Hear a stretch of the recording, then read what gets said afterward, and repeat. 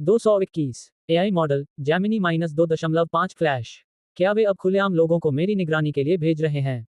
ठीक है, तो आप जा सकते हैं। याओ शिनरुई ने अपना हाथ लहराया। वह चूशियों के आदेशों का उल्लंघन नहीं कर सकी। इस समय वह बहुत ही खराब मूड में थी। जू हाओ ने उसे समझौते का पालन करने की धमकी दी और चूशियों उस पर नजर रखने के लिए किसी को भेजना चाहता था। दो बुरी खबरें एक के ऊपर एक रखी हुई। याओ शिनरुई ने मौके पर ही आक्रोश न दिखाकर अपनी संयमशीलता का परिचय दिया। समय बहुत जल्दी बीत गया। शाम के 5 बज चुके थे। याओ शिनरुई गराज में गई और जू हाओ के साथ अपनी मुलाकात के लिए गाड़ी चलाने की तैयारी करने लगी। ली शियाओ चुपचाप उसके पीछे पीछे चल रही थी। याओ शिनरुई ने मुड़कर ठंडे स्वर में कहा, आज रात मेरा एक कार्यक्रम है और मुझे जल्दी घर जाना है, इसलिए आपको मेरे पीछे आने की जरूरत नहीं है। माफ कीजिए भाभी जी, दागे का आदेश था कि मैं आपके घर पहुंचने तक आपका पीछा करूं, उसके बाद ही मैं जाऊंगा। याओ शिनरुई का चेहरा बेहद उदास था। पुरुष विरोधी भावना रखने वाली वह महिला जू हाओ के साथ डेट पर जाने से पहले ही अत्यधिक मनोवैज्ञानिक दबाव में थी। अब एक और अड़चन आ गई थी। जैसे शौचालय में पड़ा पत्थर, वह बदबूदार और सख्त था और वह उसे हटा नहीं पा रही थी। याओ शिनरुई अभी बहाना ढूंढने की कोशिश ही कर रही थी कि अचानक ली शियाओ बोल पड़ी, भाभी, क्या आप जू हाओ से मिलने जा रही हैं? याओ शिनरुई के चेहरे के भाव में अचानक बड़ा बदलाव आया और उसने ली शियाओ को तीखी नजरों से देखा। भाभी, घबराए मत, मैं दागे को इसके बारे में नहीं बताऊंगी, बल्कि मैं इसे छुपाने में आपकी मदद भी करूंगी। 106 भाभी को खाना खिलाना। मुख्य पात्र के साथ कुत्ते जैसा व्यवहार करना, जिस पर हुक्म चलाया जा सके। उद्धरण चिन्ह dot dot dot dot dot dot dot dot dot. मैं इसे छुपाने में तुम्हारी मदद करूंगा। ली शियाओ के बोलने के बाद याओ शिनरुई स्तब्ध रह गई। क्या चल रहा है? आप चूशियों के भरोसेमंद अधीनस्थ हैं। भाभी किसी आदमी के साथ डेट पर जा रही हैं और आप न केवल डेज को नहीं बताती, बल्कि आप उसे इसे छुपाने में मदद भी करती हैं। याओ शिनरुई के चेहरे के भाव बदल गए। वह सोचने लगी कि चूशियों द्वारा भेजे गए उस व्यक्ति में क्या खराबी थी। क्यों? काफी देर रुकने के बाद भी उसने अपने मन में उठ रहे संदेह के बारे में पूछा। ली शियाओ ने अपना मुंह खोला। अंत में उसने कुछ नहीं कहा। उसे क्या कहना चाहिए था? क्या उसे यह कहना चाहिए कि मैंने जू हाओ की शर्तों को मान लिया और तुम्हें धोखा दिया? चूंकि उसने कुछ नहीं कहा, इसलिए याओ शिनरुई ने पूछने की जहमत नहीं उठाई। ली शियाओ का व्यवहार झूठ बोलने जैसा नहीं लग रहा था, जिससे उसे राहत की सांस मिली। तारीख के उजागर होने का कोई खतरा न होने के कारण वह जू हाओ के साथ 5 दिन के समझौते को जल्दी से पूरा कर सकती थी।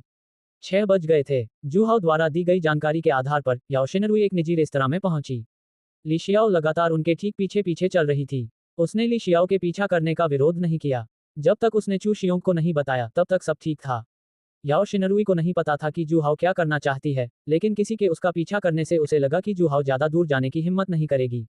अगर उसे पता होता कि ली शियाओ जू हाओ के लिए काम कर रही है, तो वह ऐसा नहीं सोचती। ली शियाओ का चेहरा बेहद गंभीर था। जू हाओ द्वारा भाभी को मार गिराने की बात सोचकर ही उसे इतनी घबराहट होने लगी कि उसे खून की उल्टी करने का मन करने लगा। अगर आपको सिस्टर इन लॉ पसंद है, तो सीधे सिस्टर इन लॉ पर जाएं। आपने उससे अपने बदले काम करने के लिए कहने का विचार क्यों किया? किसी के दिल को मारना इससे ज्यादा कुछ नहीं है। वे तय किए गए निजी कमरे में पहुंच गए। जू हाओ पहले से ही अंदर इंतजार कर रहा था और याओ शिनरुई को कमरे में आते देख उसने उसका अभिवादन किया। भाभी यहाँ हैं, जल्दी आइए और बैठ जाए। याओ शिनरुई ने अपने होंठ सिकोड़ लिए। जैसे ही वह करीब पहुंची, जू हाओ ने अचानक हाथ बढ़ाकर उसे खींच लिया और अपने बगल में बैठा लिया। जब ली शियाओ ने यह दृश्य देखा, तो उसका दिल दुख से भर गया। उसने दांत पीसते हुए ऐसा दिखाया जैसे उसे कुछ दिखाई ही न दे। वह भी चलकर पास आया और बैठने की तैयारी करने लगा। लेकिन इसी क्षण जू हाओ को खांसी आ गई। एक अनुयायी को अनुयायी की जागरूकता रखनी चाहिए। भला कौन सा अनुयायी अपने गुरु के साथ भोजन करता है? बस खड़े रहो और प्रतीक्षा करो। चूशियों नायक को अपने भाई और परिवार के सदस्य की तरह मानता था, लेकिन वह ऐसा नहीं करेगा। ली शियाओ को धमकाकर और उससे अपनी बात मनवाकर जू हाओ का इरादा उसे प्रताड़ित करने का था। खाओ, आप सपना देख रहे होंगे। तुम तो बस मुझे और तुम्हारी भाभी को किनारे से खाते हुए देखने के लायक हो। उद्धरण चिन्ह dot dot dot dot dot dot dot dot dot dot dot dot dot dot उद्धरण चिन्ह। ली शियाओ अचंभित रह गया। नहीं, खाने की भी अनुमति नहीं है। क्या उसके साथ किसी पुराने नौकर जैसा व्यवहार किया जा रहा था? ली शियाओ के चेहरे के भाव बदल गए। वह वहीं जम गई, ये तय नहीं कर पा रही थी कि बैठे या नहीं। जू हाओ को भाभी के बेहद करीब बैठे और चेहरे पर चंचल भाव लिए देखकर ली शियाओ क्रोधित हो गई। उसे तुरंत गुस्सा आने लगा। अगले ही पल अपनी बड़ी बहन ली युनशु के बारे में सोचते हुए उसे ये सब सहना पड़ा। वह आज्ञाकारी होकर एक तरफ जाकर खड़ा हो गया। डिंग, ली शियाओ गुस्से से भर गया। भावनात्मक मूल्य जोड़ 862। डिंग, याओ शिनरुई गुस्से से भर गई। भावनात्मक मूल्य जोड़ 935। याओ शिनरुई ने भौहें चढ़ा ली। ये ली शियाओ चू शियोन का अधीनस्थ है ना? वह जू हाओ के प्रति इतना आज्ञाकारी क्यों है? उसने सोचा था कि किसी के पीछा करने पर जू हाओ अधिक संयमित रहेगा। वास्तविकता उसकी कल्पना से बिल्कुल अलग प्रतीत हुई। राष्ट्रपति जू, आप खाना खा लीजिए, मुझे भूख नहीं है। याओ शिनरुई को बिना किसी स्पष्ट कारण के बेचैनी महसूस हुई। जू हाओ के इतने करीब बैठने से उसे बहुत असहज महसूस हो रहा था। फिर भी चूंकि उसके पास उस पर नियंत्रण था, इसलिए वह बेहद परेशान महसूस कर रही थी और गुस्सा करने की हिम्मत नहीं कर पा रही थी। हालांकि जैसे ही उसने बोलना समाप्त किया, अचानक उसके पेट से 2 बार गुड़गुड़ाहट की आवाज आई। 222 एआई मॉडल जैमिनी -2.5 फ्लैश। वे दोनों उसकी ओर देखने से खुद को रोक नहीं पाए। याओ शिनरुई के होंठ फड़कने लगे, उसे बहुत असहज महसूस हो रहा था। दोपहर में जू हाओ के फोन कॉल के कारण वह पूरी तरह से अस्वस्थ महसूस कर रही थी और उसे बिल्कुल भी भूख नहीं लग रही थी। अब खाने की मनमोहक खुशबू सूंघकर उसे सचमुच थोड़ी भूख लगने लगी। वह अपने पेट को कोसने से खुद को रोक नहीं पाई क्योंकि वह सहयोग नहीं कर रहा था। ये वाकई शर्मनाक था। भाभी, झूठ बोलना अच्छा नहीं है। आज्ञाकारी बनो और थोड़ा खा लो, आखिर बाद में तुम्हें मेहनत करनी पड़ेगी। जू हाओ ने बिना किसी झिझक के उसके कंधे पर थपथपाया। याओ शिनरुई का शरीर अकड़ गया। जू हाओ का हाथ अपने ऊपर महसूस करते ही उसकी पुरुष विरोधी भावना भड़क उठी और उसे बहुत घृणा महसूस हुई। उसने जू हाओ की कही बातों के बारे में सोचा। ये प्रयास किस लिए था? ये तो स्पष्ट था। याओ शिनरुई मना नहीं कर सका। उसे डर था कि अगर उसने जू हाओ की बात नहीं मानी, तो वह न केवल उसके कंधे पर थपथपाएगा, बल्कि इससे भी कहीं अधिक अपमानजनक हरकत करेगा। याओ शिनरुई ने बड़ी अनिच्छा से ही अपनी चॉपस्टिक उठाए। जी हाँ, भाभी जी, मेरे साथ औपचारिक मत बनिए। जू हाओ ने शरारती मुस्कान के साथ जवाब दिया। महिला मुख्य किरदार को विरोध करने की हिम्मत न करते हुए केवल उसकी इच्छाओं के अनुसार कार्य करने में सक्षम देखकर वह उसे अपनी मुट्ठी में रखता है। ऐसा लगा मानो किसी अच्छे इंसान को वेश्यावृत्ति में धकेल दिया गया हो। वह सचमुच एक महान खलनायक बनने की राह पर लगातार आगे बढ़ता जा रहा था। डिंग, याओ शिनरुई भयभीत है, भावनात्मक मूल्य जोड़ 753। डिंग, ली शियाओ की मानसिकता ध्वस्त हो गई, भावनात्मक मूल्य जोड़ 999। जू हाओ आश्चर्यचकित रह गया। उसने सूक्ष्म दृष्टि से ली शियाओ की ओर देखा। क्या उसकी मानसिक स्थिति पहले ही बिगड़ चुकी है? छोटे भाई, तुम्हारी सहनशक्ति कम है। ये तो एक शुरुआत है। आपको डटे रहना होगा, मुझे निराश मत करना। आज मुझे कितना भावनात्मक लाभ मिल सकता है, यह आप पर निर्भर करता है। उनके अलावा जू हाओ के हाव भाव और भावों को देखकर ली शियाओ ने अपनी मुठ्ठियां कसकर भींच लीं। वह ये कैसे नहीं समझ सकता था कि जू हाओ का क्या मतलब था। वह आज रात भाभी को पूरी तरह से खा जाने की योजना बना रहा था। हालांकि उसने जू हाओ की शर्तों को स्वीकार करने के क्षण से ही मानसिक रूप से खुद को तैयार कर लिया था। उन्हें अब भी यह बात स्वीकार नहीं हो रही थी कि ये दिन इतनी जल्दी आ गया। पुनर्जन्म के बाद उसने सबसे पहले अपनी भाभी को ही देखा था और वह उसे जीतने के लिए दृढ़ संकल्पित था। पर अब भाभी को दूसरों द्वारा फायदा उठाते हुए देखना और जल्द ही वह जू हाओ के साथ बिस्तर पर मजे कर रही होगी। ली शियाओ शोक से भर गई थी। उसका दिल फड़क रहा था, दर्द से कराह रहा था और पीड़ादायक था। ली शियाओ के मानसिक रूप से परेशान होने का जू हाओ पर कोई असर नहीं पड़ा, जो बेफिक्र होकर अपना खाना खाता रहा। वह पहले से ही बहुत मजबूत था, लेकिन उसे अपनी भाभी को एक अविस्मरणीय रात देने के लिए अपनी ऊर्जा को फिर से प्राप्त करने की भी आवश्यकता थी। जू हाओ ने बड़े चाव से खाना खाया और ये देखकर याओ शिनरुई की खाने की इच्छा और बढ़ गई। साथ ही उसे वाकई भूख लगी थी, इसलिए उसने अपनी चॉपस्टिक उठाए और खाना शुरू कर दिया। शुरू में उसने अपना संयम बनाए रखा, लेकिन ये खास व्यंजन इतना स्वादिष्ट था कि एक बार खाना शुरू करने के बाद वह रुक ही नहीं सकी। उनके बगल में बैठा नायक ईर्ष्या से ललचा रहा था। याओ शिनरुई की स्थिति उससे बेहतर थी। उसने दोपहर का भोजन नहीं किया था, लेकिन कम से कम उसने नाश्ता तो किया था। उन्होंने उस सुबह अपनी बड़ी बहन ली युनशु को विदा किया था और जू हाओ के साथ समझौता होने के बाद वह इतने परेशान थे कि उन्होंने एक निवाला भी नहीं खाया। अब उसके पेट से जोरदार आवाज आ रही थी। उसने आज रात भर पेट खाने की योजना बनाई थी, क्योंकि जू हाओ भुगतान कर रहा था, लेकिन जू हाओ ने वास्तव में उसे एक तरफ खड़े होकर देखने के लिए कहा। क्या कोई इंसान ऐसा करेगा? भावनात्मक मूल्यों में लगातार वृद्धि होती रही। याओ शिनरुई के खाना खत्म करने के बाद भी उसे और खाने की इच्छा हो रही थी। तभी अचानक जू हाओ ने एक टिश्यू पेपर पकड़े हुए हाथ आगे बढ़ाया। उसने धीरे से उसे उसके मुंह के पास लाया। ये स्पष्ट था कि वह अपने होंठ पोंछ रही थी। उसके हाथ को ऊपर की ओर देखते हुए उसने देखा कि जू हाओ उसकी ओर मुस्कुरा रहा है। भाभी, धीरे धीरे खाओ, कोई तुमसे छीनने वाला नहीं है।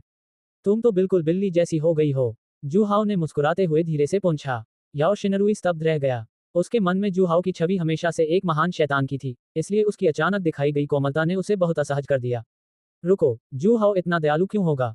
याओ शिनरुई तुरंत सावधान हो गया, और सच साबित हो गया उसका डर। जू हाओ ने अपने होठों के कोने पोंछने के बाद उससे शरारती अंदाज में कहा। भाभी, मैंने आपकी मदद की, क्या आपको इसके लिए आभार नहीं दिखाना चाहिए? याओ शिनरुई को पूरे शरीर में असहजता महसूस हो रही थी। अगर उसे सही से याद था, तो जू हाओ उससे उम्र में बड़ा था और उसका उसे लगातार भाभी कहकर बुलाना बहुत अजीब लगता था। लेकिन उसमें गुस्सा करने की हिम्मत नहीं थी, इसलिए वह केवल जू हाओ को अपनी मनमर्जी करने दे सकती थी। आभार व्यक्त करें? किस प्रकार का आभार? याओ शिनरुई हैरान था। उसने संदेह भरी नजरों से ऊपर देखा और जू हाओ के होठों पर तेल का एक निशान देखा। अंतर्दृष्टि की एक झलक। क्या जू हाओ उससे अपना मुंह पोंछने में मदद करने के लिए भी कह रहा था? कुछ पल की झिझक के बाद उसने दांत पीस लिए। उसका मुंह पोंछना कोई बड़ी बात नहीं थी। यह उसे होटल ले जाने से बेहतर था। चून की 5 दिन का समझौता अपरिहार्य था, इसलिए याओ शिनरुई का वर्तमान विचार जितना संभव हो उतना टालमटोल करना था। उसने एक टिश्यू निकाला। दूरी थोड़ी ज्यादा थी, वह वहां तक नहीं पहुंच सकी। इसलिए वह खड़ी हो गई और पास चली गई। जैसे ही वह जू हाओ के पास पहुंची, किसी तरह उसका पैर फिसल गया और वह अनियंत्रित रूप से आगे की ओर गिर पड़ी। याओ शिनरुई ने चौंक कर आह की आवाज निकाली। उसका चेहरा पीला पड़ गया। उसे लगा कि वह जमीन पर गिरने ही वाली है, लेकिन उसने ऐसा नहीं किया। जू हाओ ने ही उसे बचाया था। उसने हाथ बढ़ाकर उसकी कमर के चारों ओर अपनी बांह लपेट ली और धीरे से उसे अपनी ओर खींच लिया, और याओ शिनरुई अनजाने में ही उसकी बाहों में समा गई। वह संयोगवश उसकी गोद में बैठ गई। याओ शिनरुई का चेहरा भय से पीला पड़ गया, मानो जीवन रक्षक तिनके को पकड़ रही हो। उसने अपनी बाहों को जू हाओ की गर्दन के चारों ओर लपेट लिया। जब वह शांत हुई तभी उसे अपनी स्थिति का एहसास हुआ। वह जू हाओ की गोद में बैठी थी और उसने अपनी बाहों को उसकी गर्दन के चारों ओर लपेट रखा था। 223 एआई मॉडल जैमिनी -2.5 फ्लैश। याओ शिनरुई शर्म से लाल हो गई और तुरंत खुद को छुड़ाने की कोशिश करने लगी, लेकिन जू हाओ ने उसे कसकर पकड़ रखा था और वह खुद को छुड़ा नहीं पाए। भाभी, क्या आप मेरा मुंह पोंछ देंगी? ध्यान रखना, गिर मत जाना, अगर आपको चोट लग गई तो मुझे चिंता हो जाएगी। जू हाओ के घिनौने शब्दों को सुनकर याओ शिनरुई की आंखों में घृणा भर गई। यह आदमी उसे पकड़े रहा। जू हाओ को देखते हुए, अगर उसने जवाब नहीं दिया तो वह उसे जाने नहीं देगा। उसने बेबसी से सिर हिलाया। अभी तो खत्म नहीं हुआ है, अब किसका मुंह पोंछना है? तब याओ शिनरुई ने मन ही मन शाप दिया। तुमने अभी खाना खत्म नहीं किया है, मैं क्या कहूँ? जू हाओ की आंखों में चंचलता और भी बढ़ गई। मैं चाहता हूँ तुम मुझे खाना खिलाओ। याओ शिनरुई स्तब्ध रह गया। उसकी निगाहें अविश्वास से भरी हुई थीं और वह सोच रही थी कि कहीं उसके कानों में कुछ गड़बड़ तो नहीं है। क्या तुम चाहते हो कि मैं तुम्हें खाना खिलाऊं? क्या तुम अब भी बच्चे हो? लेकिन वह जानती थी कि जू हाओ उसके साथ खिलवाड़ कर रहा है। याओ शिनरुई बहुत गुस्से में थी। वह चाहती थी कि कटोरा फेंक कर चली जाए, लेकिन वह ऐसा नहीं कर सकी। जू हाओ उसकी घातक कमजोरी को जानती थी और उसके पास आज्ञा मानने के अलावा कोई विकल्प नहीं था। श्वांस लें, श्वांस छोड़ें। याओ शिनरुई गहरी सांसें लेती रही, अपनी चॉपस्टिक उठाई और जू हाओ के लिए खाना चुनने लगी। धत्तेरी की। लीशियाओ की आंखों से आग निकल रही थी। उसका चेहरा भयानक रूप से विकृत हो गया था। उसका दिल लगातार कांप रहा था। इसमें शामिल लोग भ्रमित हैं, जबकि अवलोकन करने वाले लोग स्पष्ट हैं। अभी अभी उसने उन दोनों को बिना पलक झपकाए देखा। जाहिर है, जू हाओ ने जानबूझकर भाभी को ठोकर मारी थी। खुलेआम फायदा उठाना। लीशियाओ को अब सचमुच जू हाओ पर हमला करके उसे मार डालने की तीव्र इच्छा हो रही थी। उसकी बची खुची समझदारी ने उसे खुद को संयमित रखने के लिए मजबूर किया। भाभी को जू हाओ द्वारा उस तरह पकड़े हुए और चॉपस्टिक से उसे खाना खिलाते हुए देखना, यह एक जोड़े के रिश्ते से भी कहीं अधिक अंतरंग था। एक खूबसूरत महिला को अपने हाथों में लिए हुए उसका भावनात्मक मूल्य लगातार बढ़ता जा रहा था और जू हाओ मन ही मन बहुत खुश हो रहा था। जू हाओ खुश था, याओ शिनरुई को घुटन महसूस हो रही थी और ली जियाओ गुस्से में था। डिंग। याओ शिनरुई बेचैन है, भावनात्मक मूल्य जोड़ 842। डिंग। लीशियाओ घृणा से आग बबूला है, भावनात्मक मूल्य जोड़ 997। भोजन समाप्त हो गया। जू हाओ ने जी भरकर खाना खाया। याओ शिनरुई को शुरू में थोड़ी असहजता हुई थी, लेकिन धीरे धीरे उसे इसकी आदत हो गई थी। जहां तक मुख्य पात्र ली शियाओ की बात है, वह अपने आंतरिक कष्टों के बारे में किससे बात कर सकता था? उसे मारना से भी ज्यादा असहनीय था ये काम। ली शियाओ ने अपना सिर नीचे झुकाए रखा, मुठ्ठियां भींच ली। उसे डर था कि अगर उसने जू हाओ का चेहरा देख लिया तो वह खुद पर काबू नहीं रख पाएगा और उसे मार देगा। इन सब चीजों का सूत्रधार होने के नाते जू हाओ ये सब अच्छी तरह समझता था और उसे जरा भी परवाह नहीं थी। शो अभी शुरू ही हुआ था। उन्हें उम्मीद थी कि यह नायक इस दौर से गुजर सकेगा। खाना समाप्त हुआ। जू हाओ ने भाभी को बाहर टहलने के लिए ले जाने की योजना बनाई थी और फिर वे फिल्म देखने जाएंगे। यह एक लंबी रात थी। Ring ring ring ring ring ring ring ring ring. Lixiao भूख से बेहाल था और दांत पीसते हुए उसके पीछे जाने की तैयारी कर रहा था, तभी एक फोन की घंटी बजी। ये दागेचू शियोंग का फोन था। उसका दिल बैठ गया। उन्होंने तुरंत अपनी भावनाओं को नियंत्रित कर लिया। अब उसकी भूमिका स्पष्ट हो गई थी, जू हाओ और भाभी को संरक्षण प्रदान करना। लीशियाओ के दिल में ये तीव्र इच्छा जागृत हुई कि वह चू शियोंग को बताए कि जू हाओ ने भाभी के साथ क्या किया था, ताकि वह देख सके कि उसका अच्छा दोस्त अपनी पत्नी के साथ कैसा व्यवहार करता है।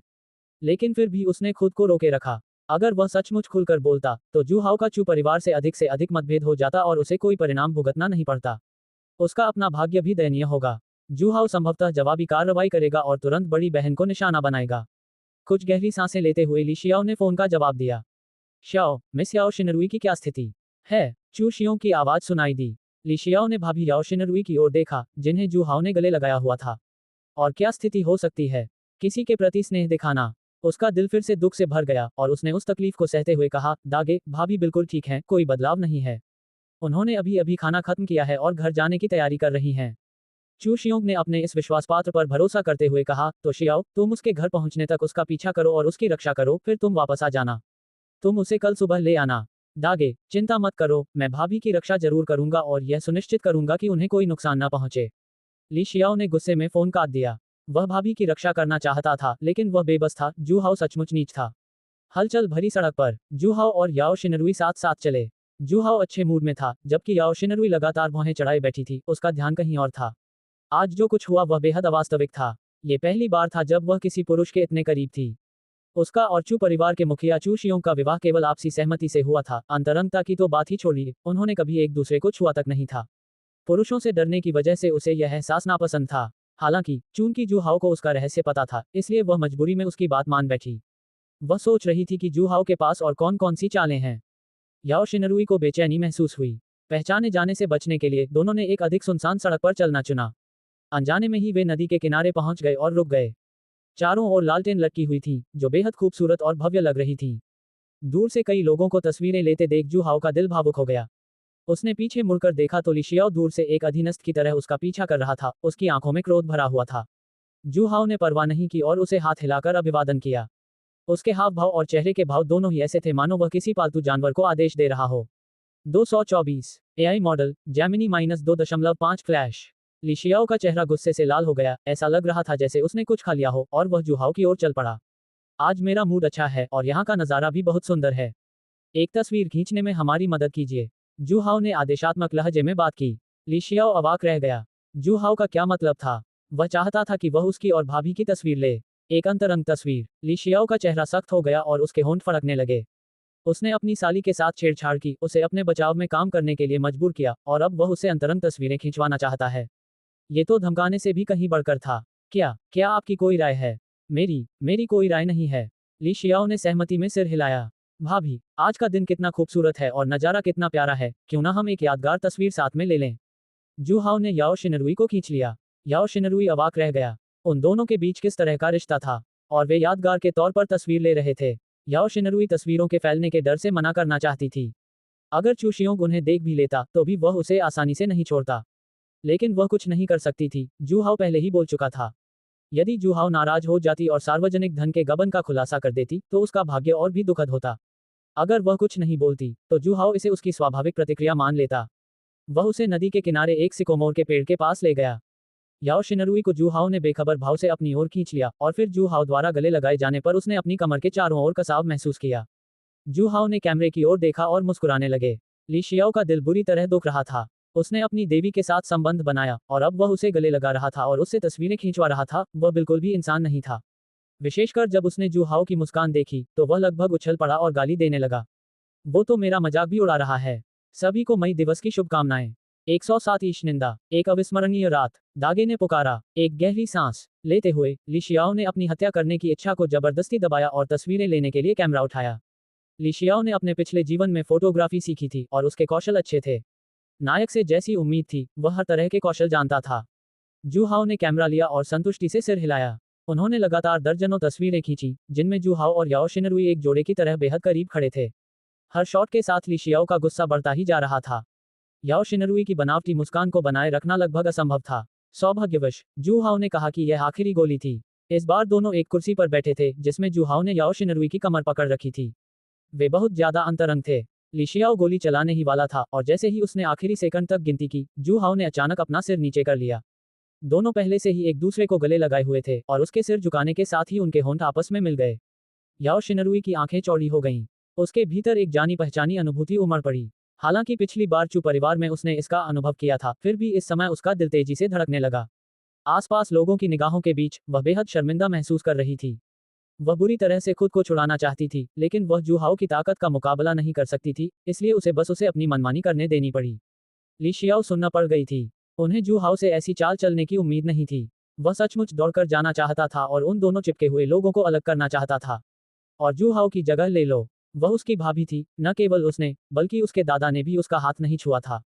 फिर भी जू हाओ ने उसे चूमा था। और आगे क्या होगा? क्लिक। अदृश्य चाकुओं ने ली शियाओ के दिल को भेद दिया, जिससे वह अंदर तक कांप गया। डिंग। ली शियाओ की मानसिकता में जबरदस्त विस्फोट हुआ। भावनात्मक मूल्य जोड़ 999। डिंग। याओ शिनरुई पूरी तरह से अपमानित और आक्रोशित थी। भावनात्मक मूल्य जोड़ 987। अच्छा निशाना। ली शियाओ द्वारा दिए गए कैमरे को लेते हुए जू हाओ ने संतुष्टि से मुस्कुराते हुए याओ शिनरुई की ओर देखा। भाभी, आपको ये कैसा लगा? जू हाओ ने याओ शिनरुई के सामने कैमरा प्रदर्शित किया। याओ शिनरुई का चेहरा शर्म से लाल हो गया था। उनके आमतौर पर गंभीर चेहरे पर भी वू मेई की झलक और मोहकता दिखाई दे रही थी। ये स्पष्ट नहीं था कि यह गुस्से के कारण था या किसी और कारण से। याओ शिनरुई ने अनिच्छा से सिर हिलाया। जू हाओ मुस्कुराया, अपने गुप्त अंगरक्षक बाय लिंग को बुलाया और उसे कैमरा सौंप दिया। वह नायक के हाथों में सबूत नहीं छोड़ेगा। फिर भाभी का हाथ पकड़कर वह पास के सिनेमाघर की ओर चल पड़ा। ली शियाओ वहीं स्तब्ध खड़ी रही। वह इस बात को स्वीकार नहीं कर पा रहा था कि उसकी भाभी लंबे समय से अपवित्र रही थी। उनकी दूर जाती हुई आकृतियों को देखकर ली शियाओ का दिल दुविधा से भर गया। दोनों सिनेमा देखने गए। जू हाओ ने वे 2 टिकट निकाले जो बाय लिंग ने तब खरीदे थे जब वह और उसकी भाभी याओ शिनरुई खरीदारी कर रहे थे। ये सिर्फ उन दोनों के लिए एक निजी बूथ नहीं था। यह मुख्य हॉल में था। उसका मकसद फिल्म देखना नहीं था, बल्कि लड़कियों को पटाना और भावनात्मक अंक हासिल करना था। अंदर जाते ही ली शियाओ ने उन्हें देखा और कर्मचारियों से पूछने गई कि वह कौन सा शो था। ये फिल्म एक क्राइम फिल्म थी। ये सुनकर ली शियाओ ने दांत पीस लिए। लड़कियां भूतों और अपराध से सबसे ज्यादा डरती हैं। ये स्पष्ट था कि जू हाओ की मंशा बुरी थी। जू हाओ का भाभी याओ शिनरुई के प्रति खतरनाक व्यवहार इस विषय को बखूबी दर्शाता है। अगर उसने बात नहीं मानी तो इसके गंभीर परिणाम होंगे। ली शियाओ को जाकर देखना ही था। हालांकि जू हाओ ने कहा था कि वह भाभी के साथ रात बिताएगा, फिर भी उसने ऐसा होने तक इस बात का सामना करने से इनकार कर दिया। 225 एआई मॉडल जेमिनी -2.5 फ्लैश। उसके मन में अब भी आशा की एक किरण बाकी थी। अगर जू हाओ आज भाभी को जाने दे तो क्या होगा। लॉबी में फिल्म शुरू हो गई। ये क्राइम फिल्म कुछ हद तक क्रूर और खूनी थी, जिसके परिणामस्वरूप बहुत कम लोगों ने टिकट खरीदे। आगे की पंक्तियों में कुछ ही लोग बैठे थे, जबकि पीछे की पंक्तियां खाली थीं। जू हाओ और याओ शिनरुई बीच वाली सीट पर आकर बैठ गए। याओ शिनरुई ने पहले भी फिल्में देखी थी, लेकिन हमेशा अकेले। आज एक पुरुष के साथ होने पर उसे बहुत असहज महसूस हुआ। वह पहचाने जाने के डर से पूरे समय अपना सिर नीचे किए रही। ली शियाओ उनके पीछे पीछे अंदर गया और पीछे की तरफ एक अपेक्षाकृत छिपे हुए कोने को चुन लिया। हालांकि उनकी निगाहें सामने लगी बड़ी स्क्रीन पर टिकी हुई थी, फिर भी वे कभी कभी जू हाओ और भाभी याओ शिनरुई की ओर नजर डाल लेते थे। शुरू में जू हाओ ने कोई हरकत नहीं की, मानो वह गंभीरता से फिल्म देख रहा हो। लेकिन धीरे धीरे माहौल बदल गया। याओ शिनरुई जू हाओ के पास असहाय होकर बैठ गया। जू हाओ के साथ रहना सचमुच कष्टदायक था। चूंकि वह 5 दिन के समझौते से बच नहीं सकती थी, इसलिए बेहतर यही था कि वह इसे जल्द से जल्द खत्म कर ले। जू हाओ से प्रभावित न होने की चाह में उसने फिल्म देखने पर ध्यान केंद्रित किया। लेकिन ये क्राइम फिल्म वाकई थोड़ी डरावनी थी। यह एक ऐसी महिला की कहानी थी जिसे धमकाया गया और उसके साथ हेरफेर किया गया। इस उलझन से बचने के लिए महिला ने भागने की कोशिश की। पकड़े जाने के बाद उसे तरह तरह की यातनाएं दी गईं। ये देखना बहुत ही भयानक था। याओ शिनरुई को ऐसा लगा जैसे वह आईने में देख रही हो। जैसे जैसे वह देखती गई, उसका डर बढ़ता गया और उसने जू हाओ की ओर देखा। इस समय जू हाओ ने अचानक अपना सिर घुमाकर उसकी ओर देखा। याओ शिनरुई चौंक गई, जल्दी से अपना सिर दूसरी तरफ घुमा लिया। उसका नन्हा सा दिल बेकाबू होकर धड़क रहा था। स्विश, उसका शरीर अकड़ गया। पता चला कि जू हाओ किसी समय उसकी ओर झुक गया था। एक परिपक्व पुरुष की सुगंध हवा में फैल गई। याओ शिनरुई ने एक बार फिर अपने कंधे पर एक हाथ महसूस किया, जिसने उसे अपनी बाहों में खींच लिया। ये दृश्य ली शियाओ की आंखों के सामने आया और वह तुरंत आक्रोश से भरी अपनी आंखें चौड़ी कर लीं।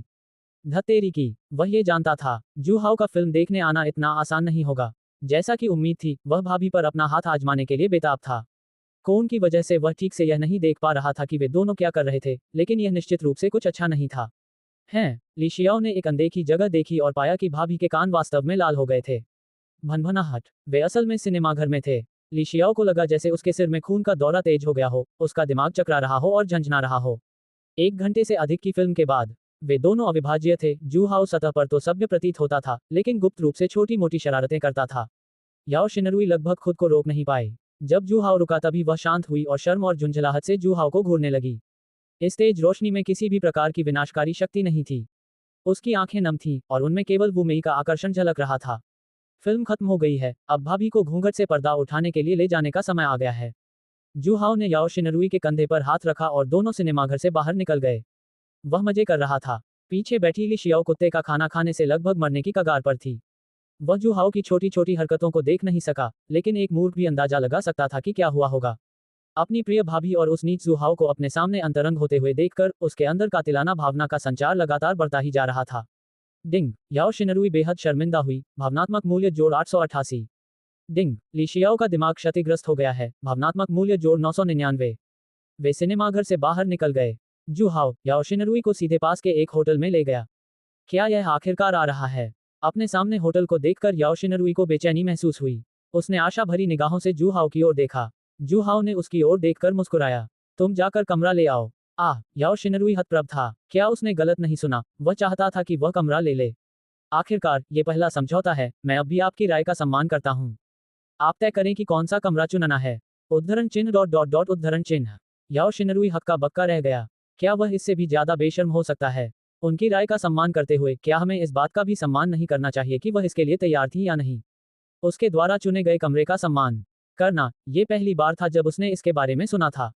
याओ शिनरुई को विदा करने के बाद जू हाओ ने ली शियाओ की ओर हाथ हिलाया, जो दूर से उसे गुस्से से घूर रहा था। ली शियाओ अनिच्छा से चलकर वहां पहुंची। शाओ, अब तुम्हें मेरे पीछे आने की जरूरत नहीं है, लेकिन अगर तुम छुपकर सुनना चाहते हो तो मैंने कुछ नहीं कहा। मैं राक्षसी को वश में करने जा रहा हूँ। जू हाओ की बातें सुनकर ली शियाओ का चेहरा मिट्टी के बर्तन की तरह काला पड़ गया और उसके दांत क्लैक क्लैक की आवाज के साथ किटकिटाने लगे। सुनो, क्या कोई इंसान ऐसा कहता है? उसका मतलब क्या था? क्या वह छुपकर बातें सुनना चाहता था? वह बिल्कुल सामान्य था, ठीक है, उसके पास उस तरह के शौक नहीं थे। राक्षसी को वश में करना। उसे पता था कि तुम याओ शिनरुई के साथ सोने वाली हो, क्या उसे इतना घमंडी होने की जरूरत थी? बेहद घृणित। उस खूबसूरत मकान मालकिन को दरअसल ऐसे ही एक व्यक्ति ने धोखा दिया था। ली शियाओ को महिला मुख्य किरदार के साथ हुए गहरे अन्याय का एहसास हुए बिना नहीं रह सका। वैसे, अगर आपके दागे चू शियोंग पूछें तो आपको पता है कि क्या कहना है ना?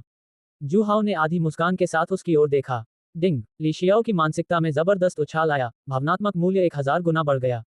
उसके चेहरे के भाव देखकर जू हाओ ने उसके सिर पर जोर से थप्पड़ मारा। मैं तुमसे बात कर रहा हूँ, क्या तुमने मुझे सुना? जानता था। ली शियाओ ने अचानक ऊपर देखा, उसकी आंखों से मानो आग निकल रही थी। 226 एआई मॉडल जैमिनी -2.5 फ्लैश। जू हाओ की निगाहों को देखकर उसने तुरंत अपना सिर फिर से नीचे कर लिया और दुख और आक्रोश के साथ बोला, अपना काम अच्छे से करो। आज तुम्हारा प्रदर्शन अच्छा था। जब तक तुम सब कुछ संभालते रहोगे, मैं अपना वादा पूरा करूंगा। जू हाओ ने उसके कंधे पर थपथपाया, फिर मुड़ा और होटल में चला गया। याओ शिनरुई पहले ही चेक इन कर चुकी थी। वे दोनों एक साथ लिफ्ट में सवार हुए। उन दोनों को जाते हुए देखकर ली शियाओ अवाक रह गया, काफी देर तक वह संभल नहीं पाया। ये दृश्य कितना मिलता जुलता था। पिछली बार जू हाओ भी खूबसूरत मकान मालकिन को इसी तरह के कमरे में ठहराने के लिए लेकर आया था। इस बार वह अपनी भाभी को साथ लेकर आया था। इसी प्रकार दोनों बार वह जानता था कि जू हाओ क्या करने वाला है, लेकिन वह उसे रोकने में असमर्थ था। आखिरकार वह एक पुनर्जन्म लेने वाला प्राणी था जिसमें अहंकार की एक श्रेष्ठ भावना थी। फिर भी उसे एक स्थानीय व्यक्ति द्वारा इस हद तक परेशान किया गया। ली शियाओ को अपने गले में मिठास महसूस हुई और उसने मुंह भरकर खून थूक दिया। याओ शिनरुई ने प्रेसिडेंशियल स्वीट बुक किया था। जैसे ही वह अंदर दाखिल हुई, एक विशाल क्रिस्टल झूमर ने उसका ध्यान आकर्षित किया। ये बैठक कक्ष था, जिसके बगल में एक शयन कक्ष था और सजावट बेहद आलीशान थी। याओ शिनरुई दरवाजे पर हिचकिचाई, ये सोच रही थी कि अंदर जाए या नहीं। जू हाओ ने पीछे मुड़कर उसे देखा। भाभी, आप वहां हैरान परेशान क्यों खड़ी हैं? अंदर आइए और मजे कीजिए। याओ शिनरुई जानती थी कि आज इससे बचने का कोई रास्ता नहीं था। उसने दांत भींचे, हिम्मत जुटाई और अंदर चली गई। उसे उम्मीद थी कि जू हाओ जल्दी काम खत्म कर देगा। दुर्भाग्यवश उसे निराश होना ही था। जल्दी, वह शब्द जू हाओ की डिक्शनरी में नहीं था। वह वाइन कैबिनेट की ओर गया और रोमानी कॉन्टी की एक बोतल चुनी। उसने उसे खोला, 2 लंबे गिलास निकाले और दोनों को भर दिया। पे डालने के बाद जू हाओ ने याओ शिनरुई को एक गिलास दिया, जबकि वह स्वयं मुलायम चमड़े के सोफे पर बैठकर अपने पे का आनंद ले रहा था। याओ शिनरुई ने स्तब्धता में गिलास उठाया। प्रोत्साहित करना। जू हाओ ने अपना गिलास उठाया, उसे आपस में टकराया और खुद भी एक घूंट लिया। फिर उसने याओ शिनरुई को दिलचस्पी से देखा। क्या भाभी गाना गाती हैं? याओ शिनरुई को होश आया, वह जू हाओ के सवाल से थोड़ी हैरान थी। मैंने मन बना लिया है, तूफान का सामना करने के लिए तैयार हूं, और तुम मुझे ये बता रहे हो। हालांकि वह असमंजस में थी, फिर भी उसने सिर हिलाया।